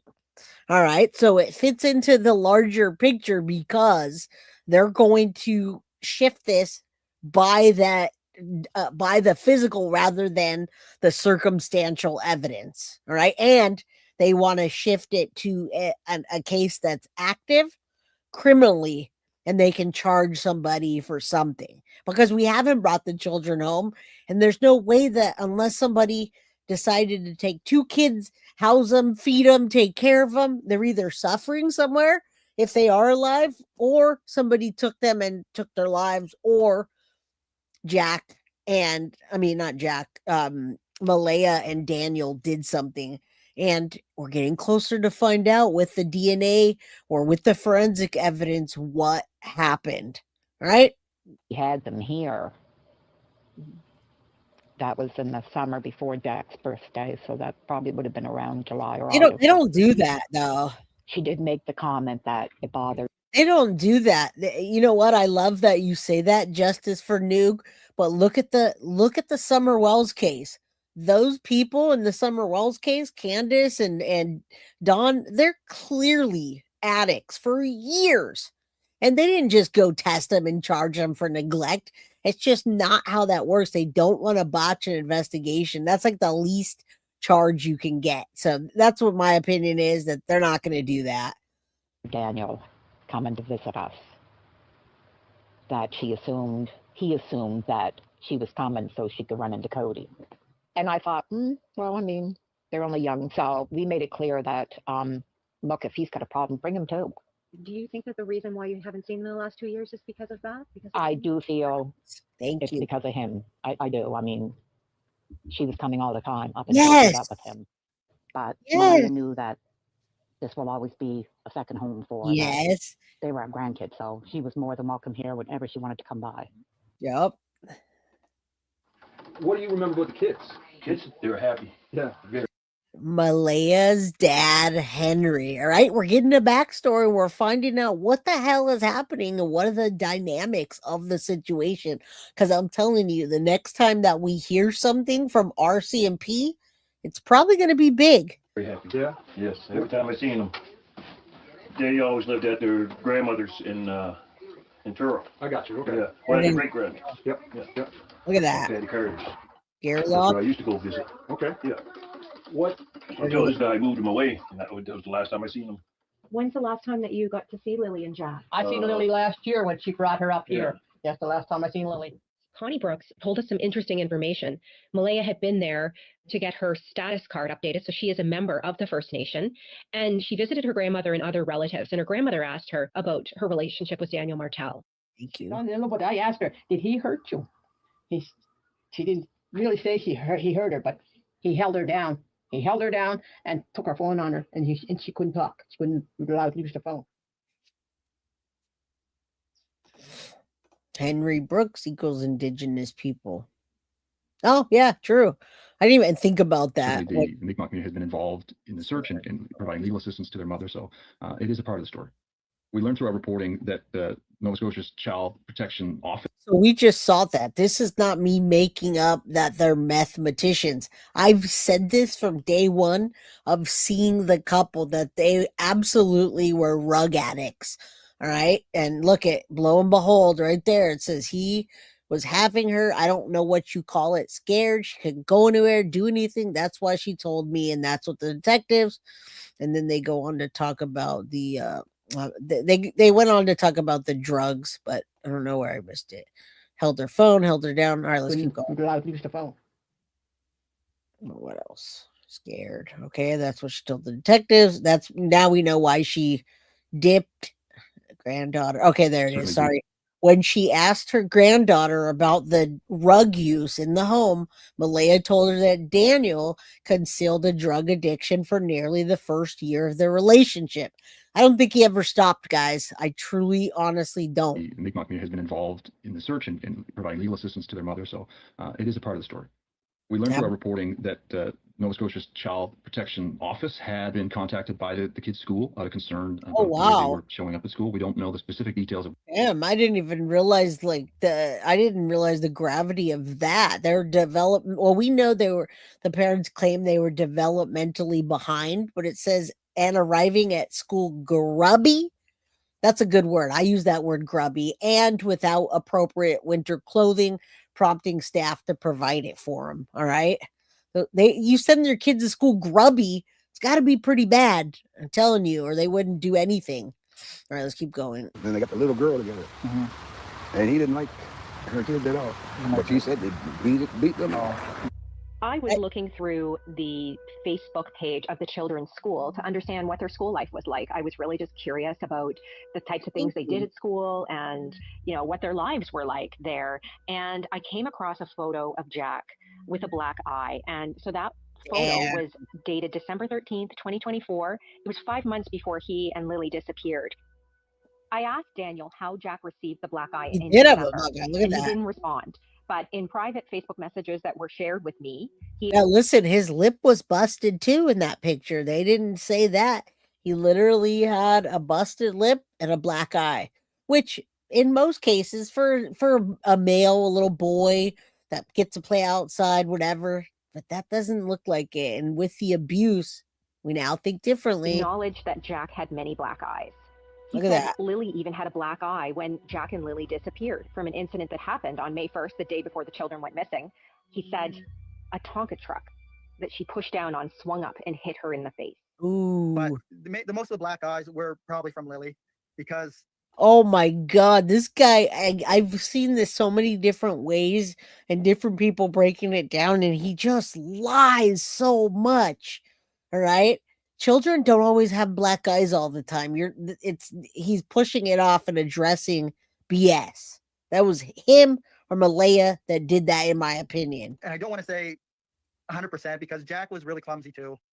Like when we used to take him to the woods, he would fall a lot. I remember one time too, Jack ran into the doorknob. Yeah, and he on the just door. fell. Oh yeah, he ran into the door. They would throw stuff at each other. They were quite aggressive toward each other. BS, guys. I was like that. I'm checking to see if there's food in the fridge. I'm checking see if there's locks on it. It's just That's used a lock. And Daniel's daughter, she's like 8 or 9.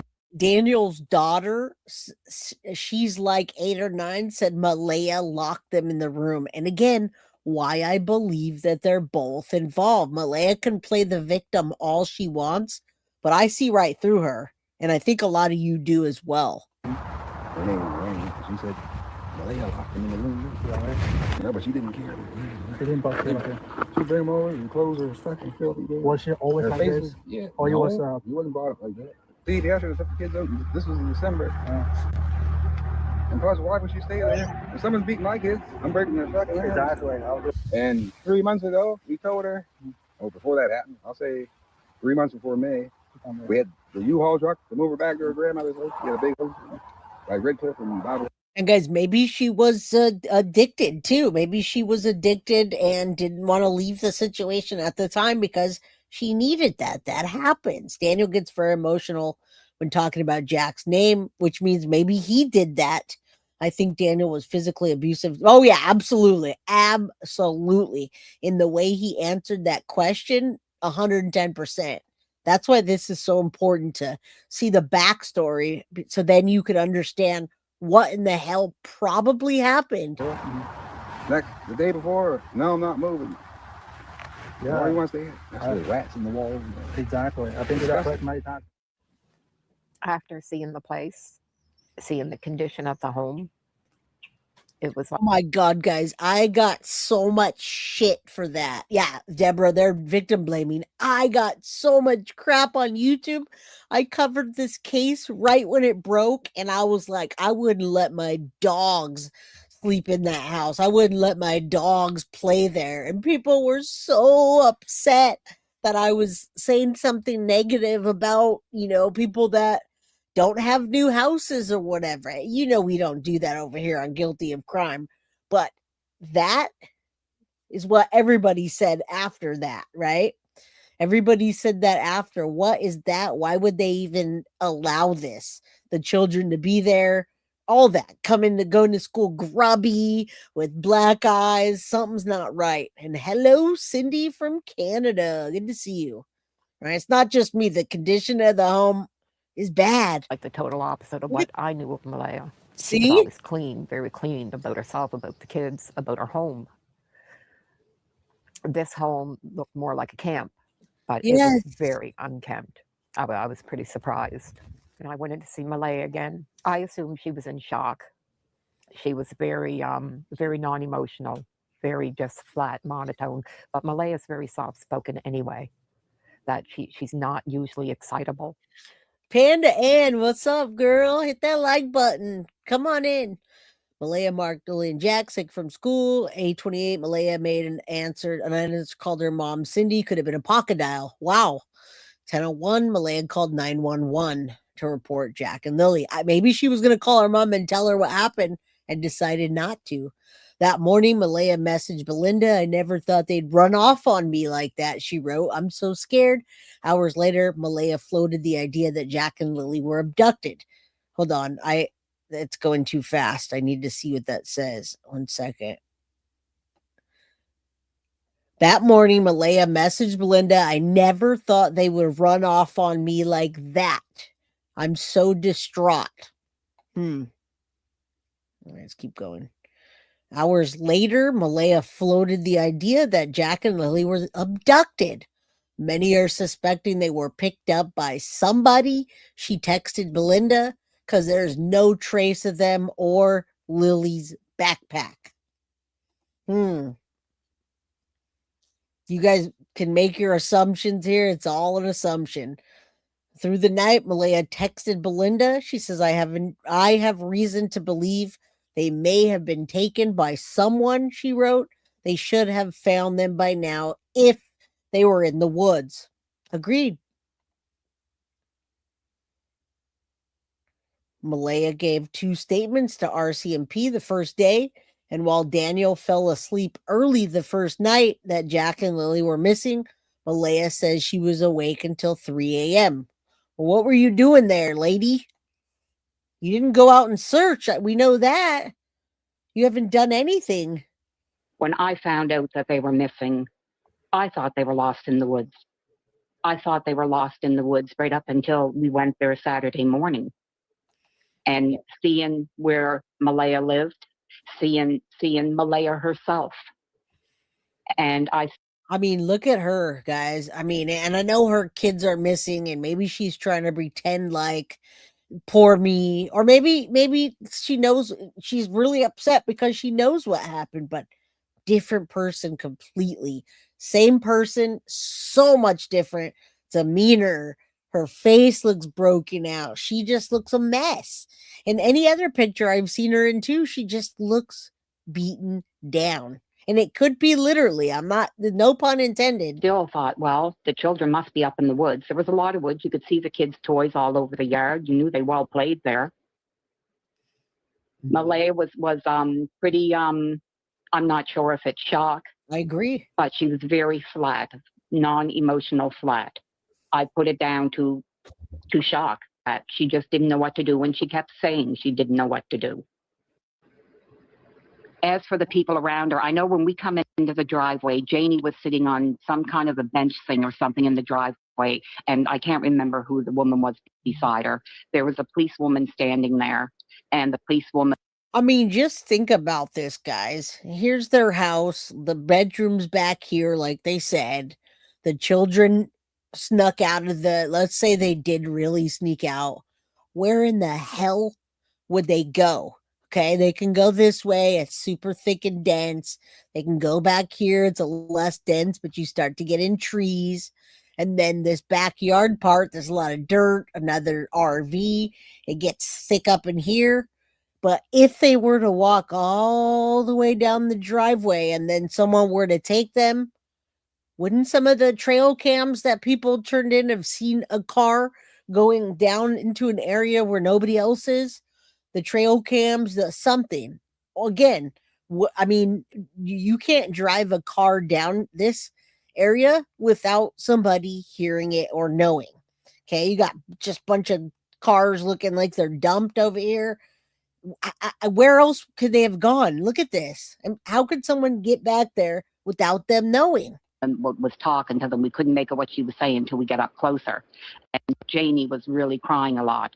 And this woman was saying to her, "It's okay, Mom. They're not blaming you. They just want to look in your trailer. They're not blaming you. They just need to make sure that there's nothing in the trailer." Does anyone agree with me or disagree that patio door could have been opened with a pinky? Did you guys see the lady opening the door? It just slid right through. There was no, I mean, all right. The neighbors have all come forward. Yeah. And there was cars. They said they saw cars late that night, but they were coming from there. There was a bench sitting here, or a sawhorse, it's over there, was sitting here. I was sitting on it, bawling my eyes out. I was crying because I blame myself for not getting up that morning to see the kids. Because if I would have got up, this would have never happened. Okay? That's why I was crying. She went on to say that there was nothing in the trailer. She didn't want them around her dog. And the policewoman told her that she was impeding an investigation and she would have to get a search warrant. And then I thought, well, we'll just continue on into the trailer. When I walked into the trailer, we went in through the front door where it's a little porch there on the front. We went in through that door. And you walk right into the kitchen area. The table's right across from the door. The living room is off to the right. There's a wood stove. It's not quite in the middle of the living room floor, but it juts out in the living room floor a fair bit. Recyclables were everywhere. Piled up bags everywhere. And she's telling them, I mean, you can see this behind them. You can see their jackets or whatever the hell that is. It looks dirty as hell. This is not just messy, folks. I have no problem being messy. Ask Mama Pearl. We're messy to a way we have stuff. Like we're collectors, so we got collectors and stuff, but it's organized chaos. If you look back there, you can see what the schools were saying about sending them to school grubby. Look at that jacket. It looks like someone took a shit on it and then hung it back up. And then this stuff is just piled out. Like, I can't even wait. I empty the trash, guys. Maybe I have OCD. I empty my trash can inside the house at least twice a day. I do not let any of that out. But you look, and it's just messy. And if he has a bruise on here, it's hard to tell, but we think he did. I mean, it's just not okay. It's not okay. The counters were so full, you couldn't pick out any one thing because it was really piled up with a lot of stuff. She was totally, a good way to put it was she looked totally lost. She had Meadow on her hip. She was holding Meadow, and she looked totally lost. When I got inside the trailer and after I had hugged Malehya, I mean, I took to crying. Now, I didn't notice because I wasn't watching, but my sister stated that she noticed Malehya wasn't crying at all. She didn't have any tears, that she was very non-emotional. Either way, she thanked me for coming. And I noticed that her grandmother, Patty, was there. She was sitting on the couch. And I asked Malehya if she'd heard anything yet. Did they find anything yet? And she said no. I said, who are the ones outside? And she told me that was Janie, Daniel's mom, and that was Justin, Daniel's brother. I asked if those were the doors that the children went out, and she said yes, and she opened and closed them to show me how quiet they were, which I did find a little strange. I asked her around what time she seen them, and she said she never seen them since Thursday night when she put them to bed. Different stories. I asked her what time she thought they got up, and she said between 8 and 8:30. But she said she didn't see them. She heard them out in the other room playing. She never. That's what Daniel says too, but then he also changes it again. But why even throw in that? Oh, it's quiet. It's quiet over there. You can't hear it. Said what room? She just said she heard them out in the room playing, and she drifted off to sleep.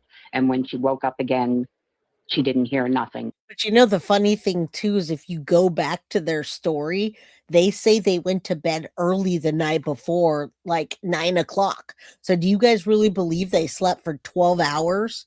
Kitty Hawk says Jack and Lily couldn't use the front door because there was a wrench put on top. So the children would have supposedly used the back slider. And we saw the back slider. It didn't look like it was hard to open at all. And she realized that the place was just too quiet. So they got up and they searched. She said they searched the house, they searched the yard. And then I think she said Daniel went off in the truck to search. So I asked her, I said, we're here to search. So you know your kids. You're the mom. Moms know their kids. You know what takes their interest, where they like to go around the yard, where you have to get after them all the time. And she said they always like to play up by their fort. So I told her we would start up there. So we headed out, and that's where we started. I never met Daniel that day. She told me that he was out searching. He's been searching since they've been gone. And guys, there are differences between people that don't show up, right? We say silence speaks volumes. And then there's those that interject themselves in the case, in my opinion, like Daniel Martell, that keeps changing his story, wants to go on the searches so he can find out, in my opinion, what evidence they have. And maybe, just maybe, come across some of that evidence and swoop it up before they see it. I really think they shouldn't let him out there with them. Some like if you're in the United States, they don't let you do that. They will not let you near a scene most of the time. I don't think Malehya is a victim, or she didn't have anything to do with what happened to her kids. I think, I don't think she's a victim either. I think she's playing the victim card. The dog barked from the time we entered the property. It just became background noise. It never stopped barking. Oh, wow. Right away, it was hitting. The dog never stopped barking, guys, but wait a minute. They didn't hear the dog barking when somebody supposedly, allegedly took the kids, because they keep saying they believe the kids were taken. Nothing in the case that was reported makes sense. The goalpost kept changing. The counts simply don't make sense. I agree. Me that there's just no way these kids would be in these woods. It's Really? it was just like a jungle. We went up through the woods. We made it to a field in the back, and we combed the woods beyond that. And then we seen all these wood roads going, these old pathways going. So we were up there for about an hour, and we headed back down. And I went back into the trailer, and Malehya had Meadow cradled on her hip, and there was a couple of groups of people, but I wasn't paying any attention. Yeah, guys, I don't think that she has Meadow back. I've heard nothing of the case. And also, I want you to know, Kathleen, he says that he was riding an ATV to go look for the children. But when we saw the ATV that he told us about, it was spotless.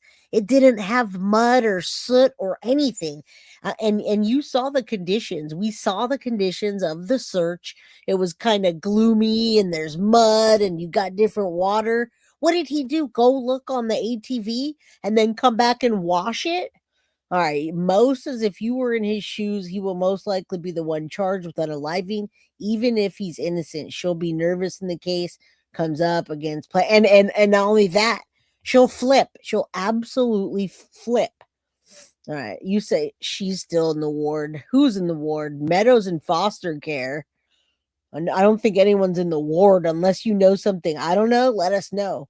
All right, let's keep going. Now that's the story now. Yeah. He said he drove the ATV, but then there was nothing on the ATV. But that still doesn't make sense. I feel like he went and dumped evidence or went and picked up evidence when he realized it was going to be a massive search. I don't think that they had any inkling that this was going to be an international case the way it has been. To the people at that point. So I don't know who they were. And she was going to different groups, talking with people. Malehya was totally off. At first, I thought it was shock. But when I come home Saturday night, and I kept thinking about her behavior because it was very odd to me. I'm just staying as hopeful as possible. I want them home. I want to hold them. And I want them home. Just imagine her and how we saw her in other interviews. Again, yes, she's supposed to be sad, right? She should be sad. Her children are missing, but listen to what she says, and not just what she says, to her demeanor, everything. What happened was we woke up, I heard them playing in the next room beside us, and I was drifting in and out of sleep, and they're not the type of kids that we tell them not to go outside on their own. We always make sure that we're out there with them, watching them, and they happened to just get out that sliding door, and we can't hear it when it opens. And they were... Oh, we definitely heard it, though. It wasn't loud, but we heard it. They went back to the sliding door. It's virtually silent when you try to open it. And that's what Daniel just said. That's what Daniel said. I'm glad this is great. Outside playing, but we weren't aware of it at the time. And the next thing we knew, it was quiet. And we get up, and I tell him, my partner, Daniel, I tell him, do you hear the kids? And he says, no. And then when I woke up, Malehya was right beside me. She was still asleep. And I said, I don't hear Lilly and Jack. So I jumped straight up out of bed. Silence is never a good thing when you have kids, because you know they're getting into something. Yeah, think. And we get up instantly. We're looking outside. We're looking everywhere, yelling for them. And I instantly just call 911. And him talking about jumping into the vehicle, guys. None of this makes sense. And then they change it. Lovesick Daniel took the kids somewhere, but I think Malehya knows where he took them. So many red flags in her statement and his. They keep changing just little bits of it. I didn't think I needed to call. They're both really go-lucky children. They're so sweet. They talk to anyone. They'll talk your ear off. They will speak to anyone in a store. Everyone. They're just extremely sweet kids. Interesting. I appreciate the huge search effort going on right now, but we've been pushing for an Amber Alert. I haven't seen anything, guys. I have not seen any documentation where it says they passed their lie detector, but we did hear from them that they passed it. So that's all we can say about that. Whether law enforcement thinks that or not, anyhow, they keep asking about the Amber Alert in the beginning, which also makes no sense, guys, because you can't have an Amber Alert that doesn't meet the criteria. You didn't have a car that you saw leaving. You don't have no description. There's criteria I showed you initially in this case, and it didn't meet any of that. She could visit Meadow, but she's in the hospital ward. Interesting. Where'd you hear that? I'd like to know where she is. Alert, which hasn't been issued, not just that they could possibly be abducted, which it is a possibility that they could have been, but just an alert to let everyone know that they are missing. We had people text me saying that they weren't aware, someone else let them know that they were missing, and it would just be nice if everyone could be alerted. We thought maybe that we found tracks, but it's still uncertain. It's been raining and they're probably soaking wet, but with the sun today, I'm hopeful that they are feeling. Again, it was raining and soaking wet, and if he was on that ATV looking through the brush, why was it so clean? Warm. We're all filled with pain and sorrow because we just want them found. We want them home. Everyone loves them. They are definitely verbal. Everyone loves them. How about the mother? You're the mother. Please bring my children home. I think they were kidnapped. And I'm looking at you guys in the camera. None of that. She's deflecting by using other people in the situation. The way she's narrating it is like she's narrating it like they had that story and it's like, stick to it. Okay, you woke up, you didn't hear him, you were sleeping, he heard him, he said this, right? Scripted. That's how it sounds to me. And they do have possible autism, but it's not extreme autism. It's just they have Again, another story about autism. Is that because they didn't act the way you want them to? What? Issues with school. Oh, she's and screaming. They don't catch up with the other kids. I just want to remain hopeful. Maybe if you clean them once in a while and didn't send them to school grubby and unprepared, maybe they'd be able to catch up. How about that? But there's always, in a mother's mind, you're always thinking the worst. Last night was one of the worst nights because I didn't have them in their beds. Yep, it was. And I don't want to go through that another night without them. I miss them. The last few days have been very stressful. I mean, ever since the Friday morning when we noticed that the children were gone.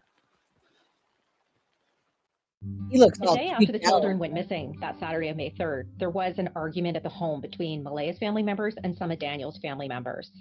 One of Malehya's family members hurled an accusation that Daniel had something to do with the children's disappearance. And this stemmed from discussion about meth use in the home. Told ya. Drugs was involved, and that's what fueled the family altercation in the driveway. And I'll be the one to say that because I got so freaking mad after this was found out, because then I said to him, I said, that's exactly why you're acting the way you are, running. Yes. Amen. Speak out, sister. That's Malehya's sister. Speak out. I bet you guys that are here, the 230 people that are here, I bet you when you walk away from today's episode, you're going to say, damn, I just learned a shit ton about it that I had no idea. You said RCMP said Malehya had passed her lie detector before Christmas. Maybe wrong. They did. I don't remember RCMP saying that, but again, I've done about 20 episodes on this, so I'd have to go back. I do know that it was said that they passed their lie detector. I've never seen results, however. All right. Around like a madman, acting like you're doing everything and everybody's just sitting back, like relaxing. Like nobody was, but nobody was running around like a chicken with their head cut off because we weren't on drugs. Yes. Tell it. Preach it, sister. Do you know what I mean? But that's what the altercation was, because I was like, I confronted his family. It was actually me. And I said, what the hell, guys? Like, what's going on here? Like, why is that involved? My sister broke down and she admitted that he's been on it for 2 years. Yeah, that was just, Malehya was going down to the press conference. Yeah. So Malehya broke at the end of the driveway. She was crying and I was like, like, what's going on? And she wouldn't talk. And I looked at her and I said, now's the time to talk. Like, get fucking talking. Like, what's going on? And she broke down, and that's what it came about, that he was doing that. And so they all got very, very mad when that came about, and they all kind of said, you know what, we already knew that. Well, if you knew that, why the hell is there children in a home with somebody like that? Amen. Like, why aren't you protecting the kids that way? Daniel told me about the fight on the first. And guys, I don't know why we've given so much credibility to him. You're absolutely right. It sounds like Sebastian's mom's narrative. It won't turn into a criminal case unless they find more evidence or the kid's body. Well, RCMP did say that they have more evidence they recently found. That's a forensic lead that can turn the case upside down. All right. I'm looking right now to see that the document said that. So let me look, and I appreciate y'all. Let's keep I going. met him, and I also learned that his mother, Janie McKenzie, kicked Malehya's family members off the property. Haley, Haley Mackenzie. She goes, you get out of my fucking yard. That's what the Danny come right up to her. You get out of my fucking yard. Don't you accuse my fucking son. After that point, at a briefing, a police update that Daniel and Malehya attended together, Malehya left the briefing in tears.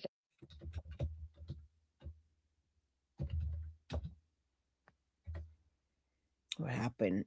It was around supper time. Suddenly, Malehya went back in the ambulance. Malehya sobbed. Her mother registered her. Daniel tried to speak to her alone. Her mother would not let him. Cindy, get the fuck out of here, And Dan. there was also an altercation there that resulted in Malehya leaving with her mother, cutting off contact with Daniel, and So this was immediately, guys. He wanted her to get out. Apparently, she's being abused. The women hustled to Cindy's car, strapped in Meadow, and sped off. I love you, Daniel called out to his child through the window and rolled it back up, according to Global Mail. the two have broken up. She's changed her Facebook status to single.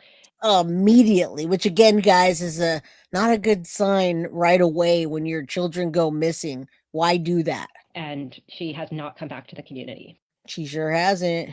Yeah, just before Malehya had left, Malehya planned to, the baby was going to go with Logan. There was a lot of kind of give me the baby, I'm taking the baby, and then, oh, you can come too. And it was kind of Malehya, I spoke to her and I was like, why don't you go with your mom? She wasn't made to go with her mom.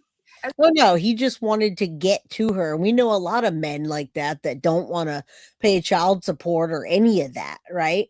But let me tell you real quick, because you guys are asking about the documents and the lie detector. Officially, Daniel Martell says he passed his polygraph, but there is no confirmed public evidence that Malehya passed hers.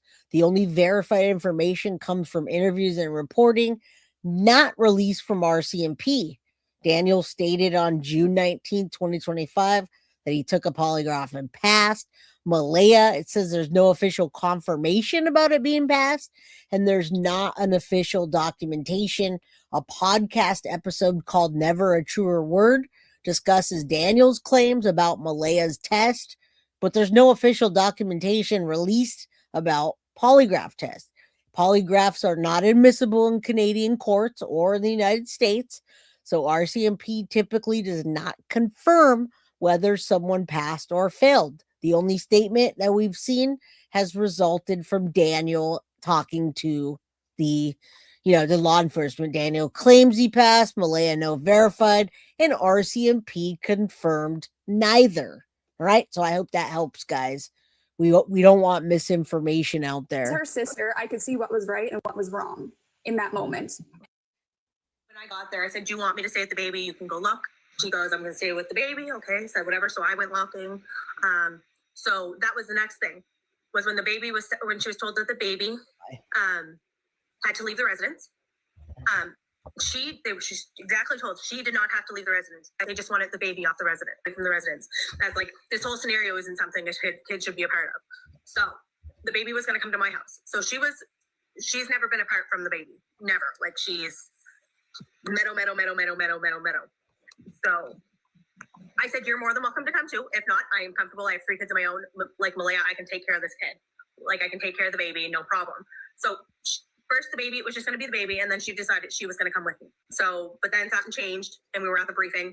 Her mother said something to her. And then I had to take everything out of my car and put it in her mother's car. And like I said, she had this whole plan. She was going to drive her car into my house. Mm-hmm. And she was going to, and then the plan changed. Oh, I'm going to take the car to my mother's. I'm going with my mother. Well, she didn't even come back for the car. The search and rescue had her car towed to wherever she was. Damn, man. And she doesn't have her baby still. RCMP said 7 people took polygraphs and all were found to not be lying. That's interesting wording as well, Cheryl. I love the way they worded it because they didn't say they passed. They didn't say the things that we want to hear. They said they were all found not to be lying. Interesting. All right, let's keep going. Because they left the car. That's how much of a hurry that was to leave. And they were trying to persuade her to stay with the baby. And I told her that she really needs to sit and think what's best for her and the baby at this time. And she ended up going with her mom. And that was willingly. It was nobody talking her in to go. I'm just like, you know, you have a home. You'll be treated right. There'll be food. There'll be love. Like, you know what I mean? So, yeah, we know. To know that he got home to go contact her, that he was blocked and deleted, was a complete and utter shock. Sunday. I believe that his efforts have been, number 1, to make himself look good in the public. Number 2, be out in the public and get attention from the females. And number 3, to try to be like, I'm such a good guy, and initially win Malehya back. I don't think he thought she was going to take off and never come back. I didn't go searching. That my niece and friends of hers, they're hikers, so they stated they would go for me. So they went Sunday. Then Monday, my sister and I decided, well, we were going to go back. So we had my nephew, and he had a 4-wheel machine because we wanted to take the trails back further towards the pipeline. And like I said, there's trails that go everywhere through there. So we started searching right away. And when we were done with that search, I come back out and they stayed out by the road, and I started to walk in because I wanted to let Malehya know that we were searching to see if she had any more information. Now, you guys know after the first 24 hours, then 48 hours, and then 72 hours, usually after 3 days, you're not finding a person or persons during a search, they're not alive anymore, or someone kidnapped them and they're far gone. They are all truthful on the polygraph. It's on the document. They are all okay. I do not have the document, and I might, but I have a redacted one. So I definitely love to see the document that names each person on it as being truthful. Cynthia, if you have anything you'd like to email me, send it here. All right. I don't hold a lot of weight to it either way, however, but yeah, I'd love to see it. It's not used in the court of law, which means that it's not reliable, and they could be taking anything and pass it by being on a substance. So it doesn't hold a lot of weight, but sure, love to see it if you got it. And that's when I had met Logan. That when I walked into the driveway and I said hi to them, and Justin was really upset. He was crying. Daniel was out talking to reporters at the end of the driveway. And Justin was really, really upset. So right away, I was thinking they must have got some kind of bad news. So when I walked up close, right away, Logan said, "Who are you? And what do you want?" And I just told her, I said, "Don't get mopey with me." I said, I'm the grandmother on the biological father's side. And right away, she apologized. She apologized profusely. And then she proceeded to tell me that Malehya left on Saturday. Basically, yeah, Logan just filled me in on how Malehya had left, that they don't know what's going on. She was all set to go to her. And that's very true as well, which I'm looking up. Kitty Hawk says no one knows what questions they were asked. True, right? True. And we just heard law enforcement, especially in Canada, holds no weight in the law, in law enforcement, in court. And therefore, that's why they're not coming out there saying, hey, we're doing a press conference. These people took a polygraph. They've done everything to help us, and they passed. Get off their back. They didn't say that. They've never said that. Yeah, which questions? What's up, Jumpers? Good to see you, my friend. Jumpers in the house. RCMP allowed to, and yes, you're right. Law enforcement in general is allowed to use deception during interrogations, including lying about a polygraph, lie detector results to suspects or persons of interest. Thank you for putting that in there. And it is part of standard investigation. They do that. They did it in the Chris Watts case. They already knew that he was probably the person that took the lives of his whole family, a family annihilator. And they only did it to say, hey, your results came back shitty, and then it got him to confess. So you're right. They do use that for those instances, and just haven't seen any of that. Probably because it doesn't hold a lot of weight, and we don't even know what questions they answered. So what does that really mean? Place, and Cindy said something to her. They don't know what it is, but Cindy said something to her, and just like that, Malehya up and left. And she said she took her Facebook down. And that kind of surprised me. So later on that night, I checked, and yes, I found out that she had taken her Facebook down, and she wasn't responding to me at all. So I called a friend, and I got her to check Malehya's Facebook. And then, guys, again, I mean, I don't know what documents I'm still, I love to know and see. I'm looking here, and it says, it's just saying that it's not documented. It says RCMP confirmed both parents were polygraphed. Yes. The appearance in multiple news summaries and unsealed investigative materials.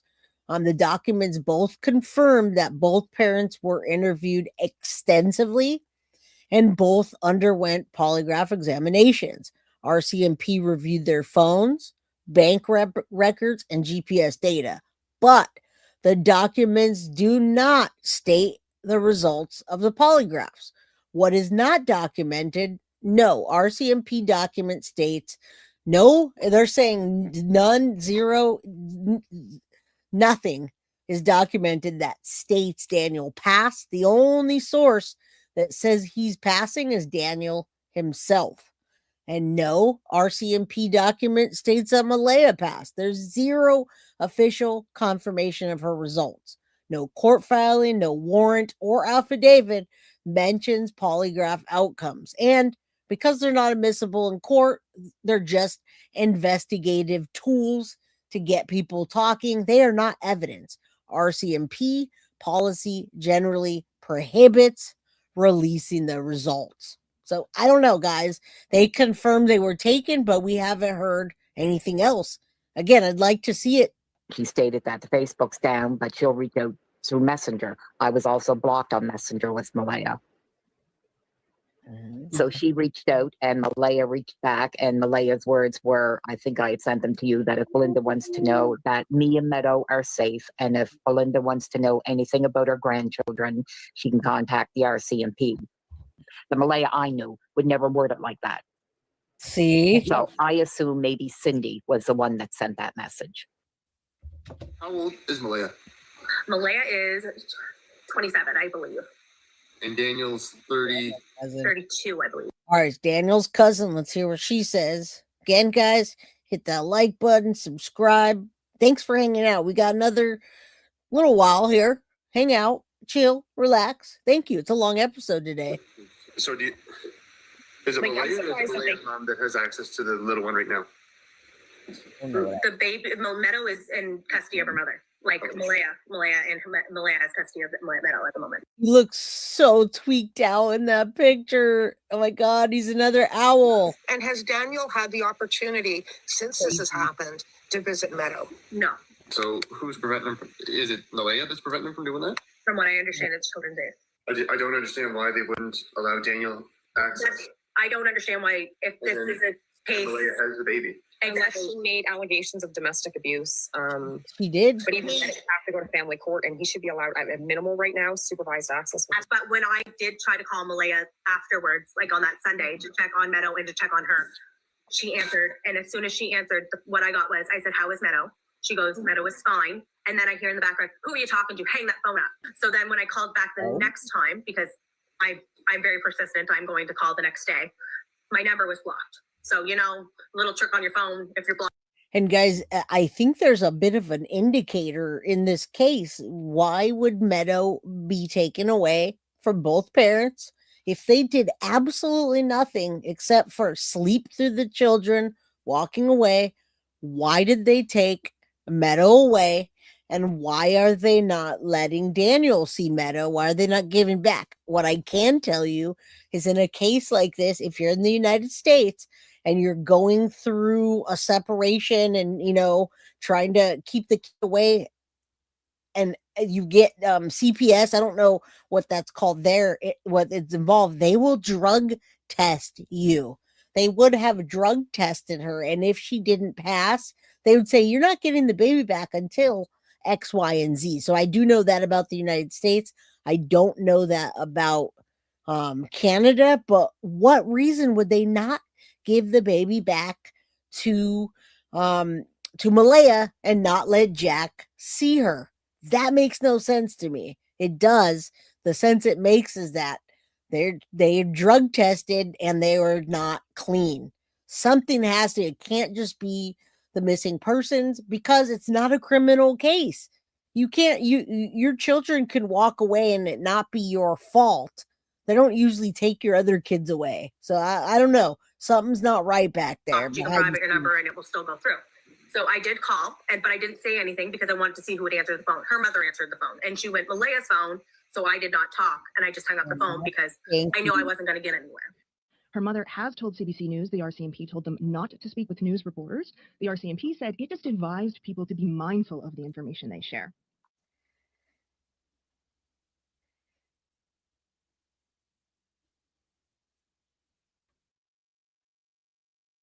Yeah, Durwood's involvement, that I don't know what, that was wild. Like, again, I said, I don't really want to touch on anything to do with Malehya and what her future plans are.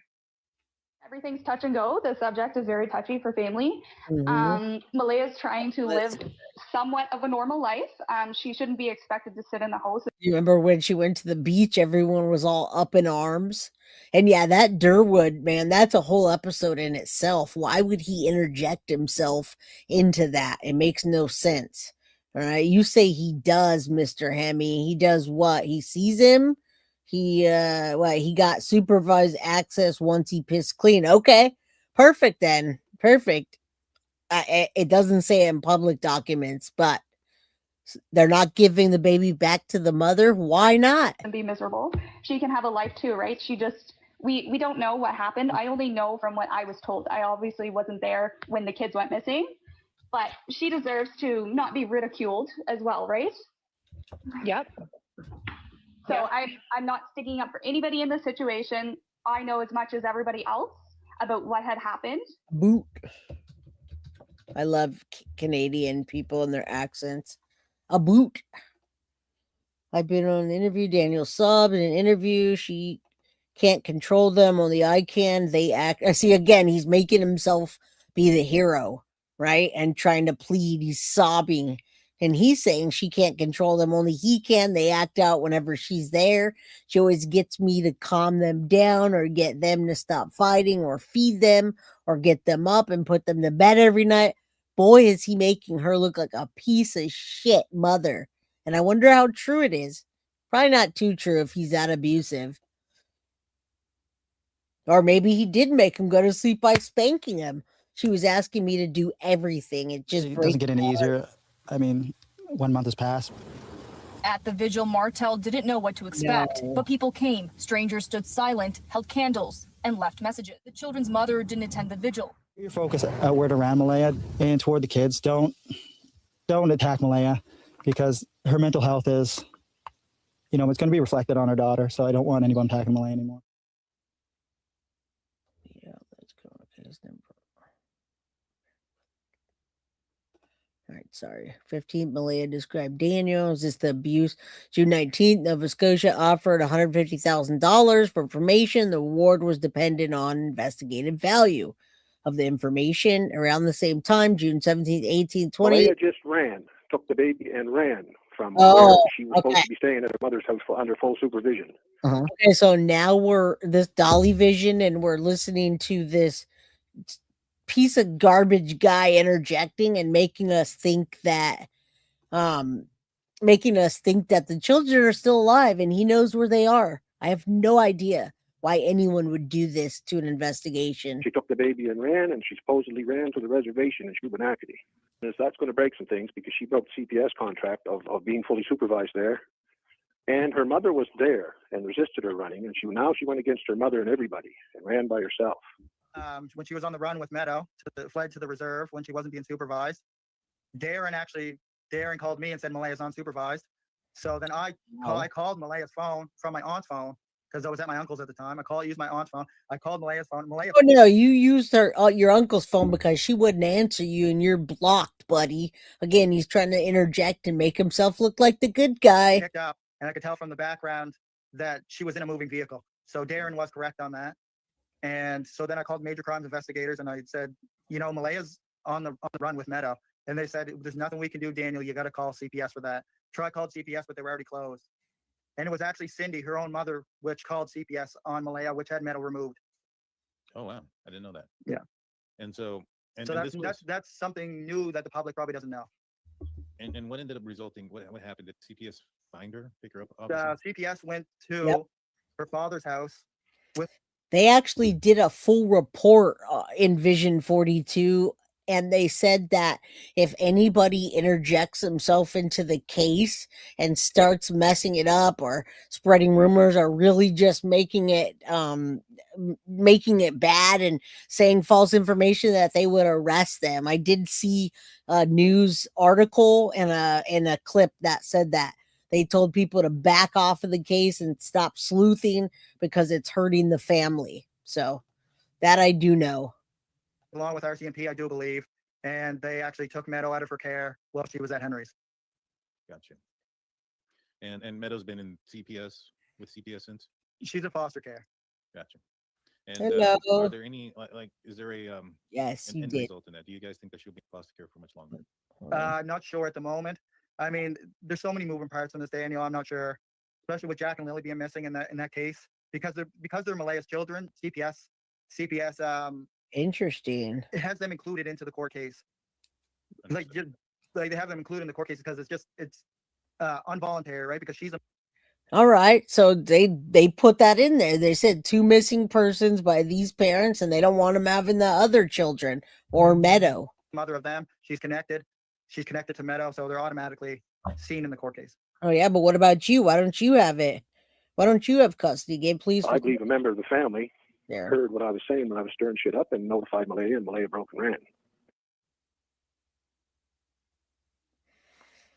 I don't like that guy. RCMP said Darren was confrontational and evasive, wanted to provide information. He came upset with the questions.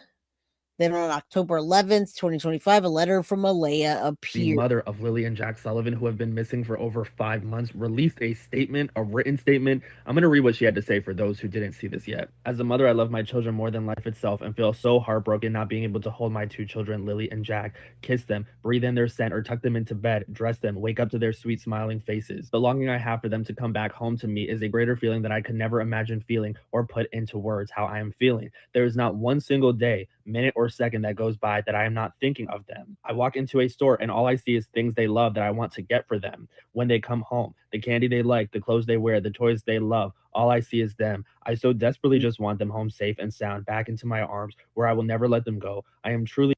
Man, sounds like many other people that say things like that, almost identical to how she's wording it and phrasing it. Pay attention.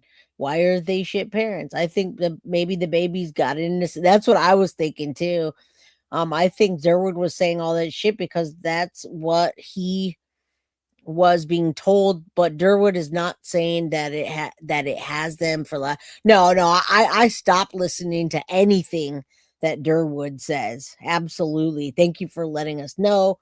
Tuning in from work. Shh. What's up, Sherlock Holmes girl? Good to see you. He's trying to protect his sons, Jordan.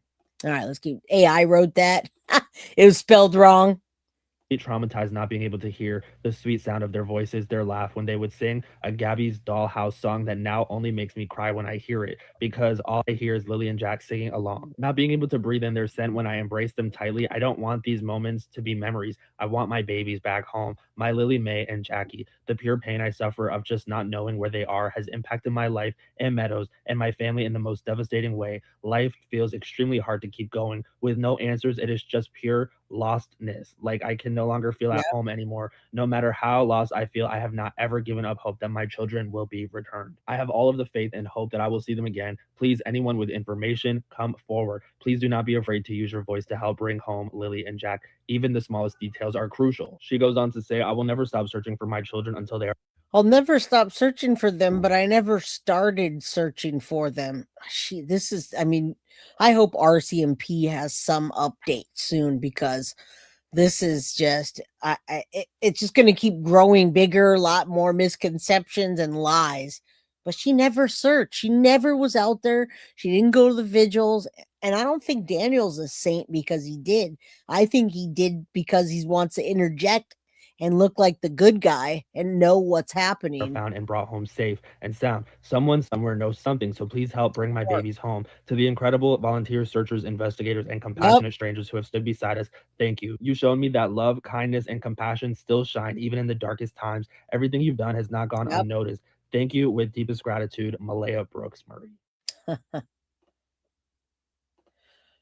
All right, guys, October 17th, the Globe and Mail reached Malehya by phone. She said she didn't hear any vehicles coming and going from the trailer overnight before her children disappeared. Neighbors say something different than that. All right, and on October 29th, Malehya did not attend the vigil held for Jack and Lily. Again, another Jen Soto. A family member said she was marking Jack's birthday with her mother, and the card signed by people at the vigil would be delivered to her. Okay.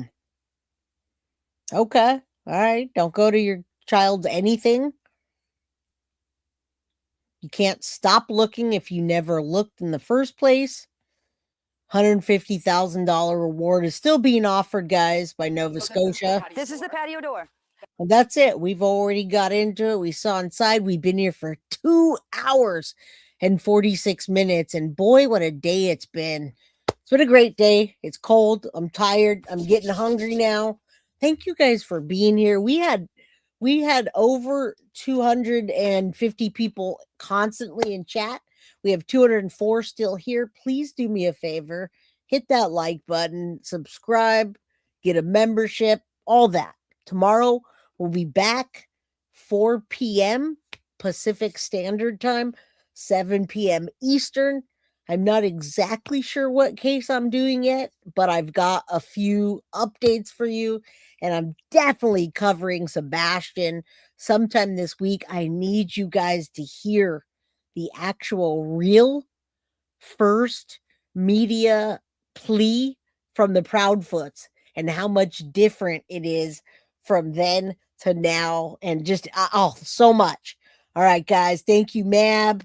Appreciate you, Kathleen, Mom, Sadie's mama, Joseph Morgan, Harris, Maggie, Envision 42, Cindy, guys, Sherlock Homegirl, Mo, everybody that contributed to get to the goal. Sarah, much love to you. Thank you.